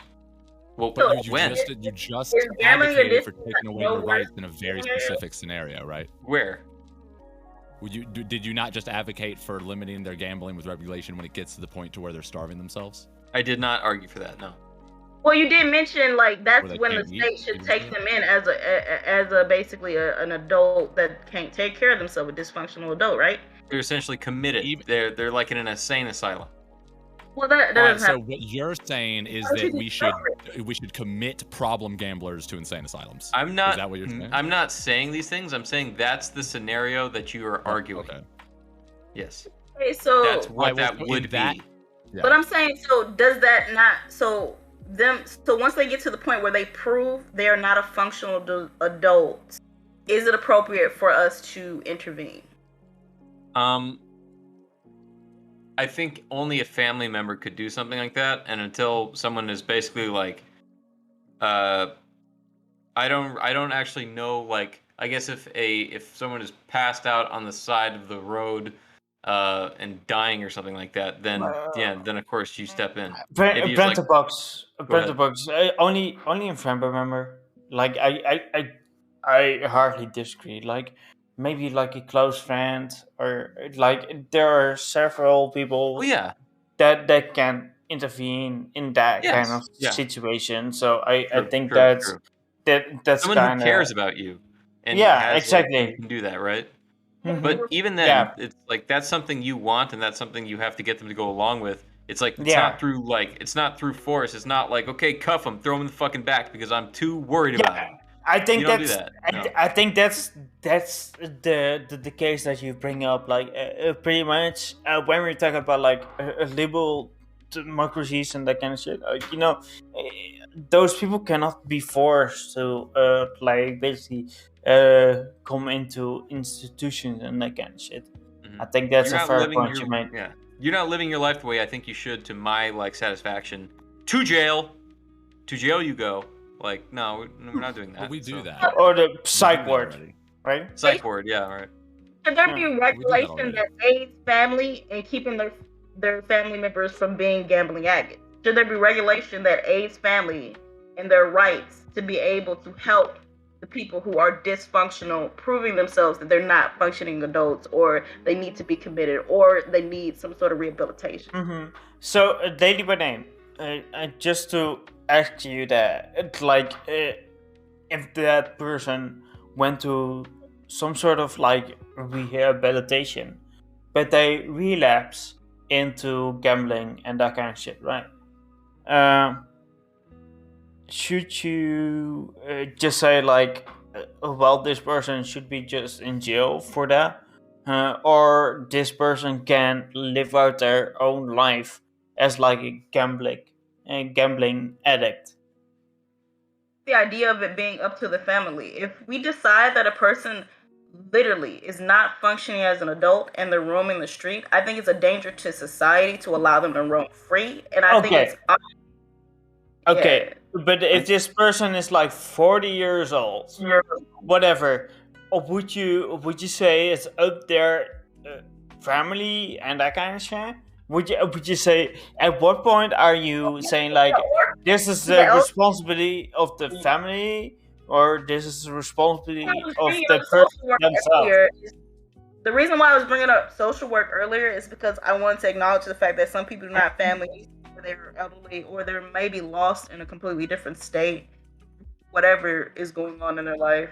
But I don't have that except for calling like a social worker, and we all agree that I mean, there could be more done there. Yeah, but you're not addressing my point when it comes to this 40-year-old person that is always gambling, that's always doing the wrong shit, you know? A schizophrenic person, I would literally like, not the same thing, but I would rather eat a schizophrenic person who has shown himself not to be able to function in society. Like, I know people with mental illnesses who are able to function well enough, even though people on the outside view it as weird. They're functioning well enough to pay their bills, eat food, or at least be supported by their social safety net. If you're not able to do those things, you roaming the street and then running into someone's daughter is not a good course. That's not a good course that should ever happen. If you are not a functioning person and someone can prove that, there should be a way to deal with that. I know it doesn't sound cool to put the 40-year-old in a psych ward if they're crazy, but what if they do something crazy outside of the psych ward? Yeah, so you're kind of with me, in the sense that you kind of agree with me, but then you back down and that kind of shit. But yeah, whatever. I mean, there are other ways to regulate some things that's throwing people in jail. I just want to say that before I'm getting lumped with the things that I want to put people in jail, like a ban or like or something like that is okay. Like, of course, some people will manage to go around the ban at one point, and we will just have to, we catch you, like, just stop. That's generally what happened with the casino ban. You don't necessarily even have like like some types of a fee or some kind of things that you will have to pay for going to the casino. That's mainly like, we got you, you're not supposed to play anymore, so goodbye, sir. That's what would happen most of the time. At least that's how it's implemented in France. Right. The problem arises at scale, so we don't have to prosecute the like people who are the victims here. We can prosecute the like the businesses, right? This is how like this is generally, I think this is the sort of, regardless of other considerations, the basically socially responsible way to handle things like that. If you're identifying a problem in your society where there's a business that is exploiting a certain group, and it's bad for both groups to engage in the behavior, but you're ultimately trying to reduce the overall harm, you try to prosecute the people instead of the people who are engaged in the behavior and being harmed and exploited, or that are being harmed in general. You try to target the people who are most effectively like enabling the behavior as opposed to and platforming it. If you're going to prosecute anyone, then yes. Exactly, right? Like, this is why prostitution is a good analog in that sense, again, is because like these policies, at the very least, when we not that I don't like any really European policies for legalizing prostitution, but if they're gonna do it, that's a pretty good like kind of step to take. Is to and they've seen there's lots of good things that happen when you start to prosecute the Johns and the pimps instead of the prostitutes. I just want to say that you cannot equate like prostitution and gambling at all. These things are like detached to each other. Hey, we've all watched a lot of PrimeCayes. We don't need to do the classic thing where we start to say, like, we've all watched. If we watched a half-hour Destiny on a PrimeCayes panel, we already know that comparing two things is not equating two things, right? I am comparing a certain very specific category in which they're very similar. Analogy. So, like for me, I live in the Netherlands. Like prostitution is like decriminalized over here. But I'm just saying, like when it comes to gambling and when it comes to prostitution, these two things are like totally detached from each other. And you can so what we can do is we can ask an abstract question like, if X then Y about gambling, and then we can test a syllogistic line of thinking like that in thought experiments by applying them to the real world. So I guess they're not even thought experiments. And so it was talking about similar policies basically. Yeah, so I'm basically saying that if we can see that there are other instances in which prosecuting the enablers as opposed to the people who were trying to protect the enablers or the enabler in that analogy. What I'm saying is, so in the analogy of prostitution, one of the metrics by which we gauge what laws we should do in those countries, oftentimes, is, and it's better than not, in my opinion, is by trying to gauge what's best for the women, because a lot of the times the problem is the women are the victims and they're exploited. That's the whole point, right? And so when we separate that out, and instead of, if that's important to us, then achieving that goal is aided by, instead of prosecuting the women, we prosecute everyone else that's enabling it, right? And so I think that's an example of that we can apply. That's an example of that kind of logic at work. And so if we can test that kind of logic in multiple examples, that's why I bring it up, then maybe, obviously, maybe why wouldn't it work when we apply it to gambling? You know what I mean? Okay. Yeah, it should. Okay. Right. Thanks all for being here. Thanks for the good conversation. We will be back on Monday for our roundtable. Looking forward to it. If you just arrived here, I've been enjoying this conversation, hit that follow button. Make sure notifications are on so you know I'm going live, which is 6 nights a week. Don't want you to miss out on any of that. ! Social and chat. For our social media, hit us up on Twitter, for our tweets, Discord, where we do all of these things, and of course YouTube, where you're playing the VODs. Like, comment, subscribe, and consider becoming a YouTube member, supporting us that way by hitting the join button. Okay, I'm gonna send you off to... Before you do that, Prime, what is going to be the topic on the referee? Why are you asking me that? Table? No, I don't have that. I don't have that. You don't have. You just don't have that. I'm so because I was so curious. I'm gonna. I was so curious on that. My first panel. Bless you, PrimeCayes. All of you are amazing. Good night. Yeah, I'm gonna click on this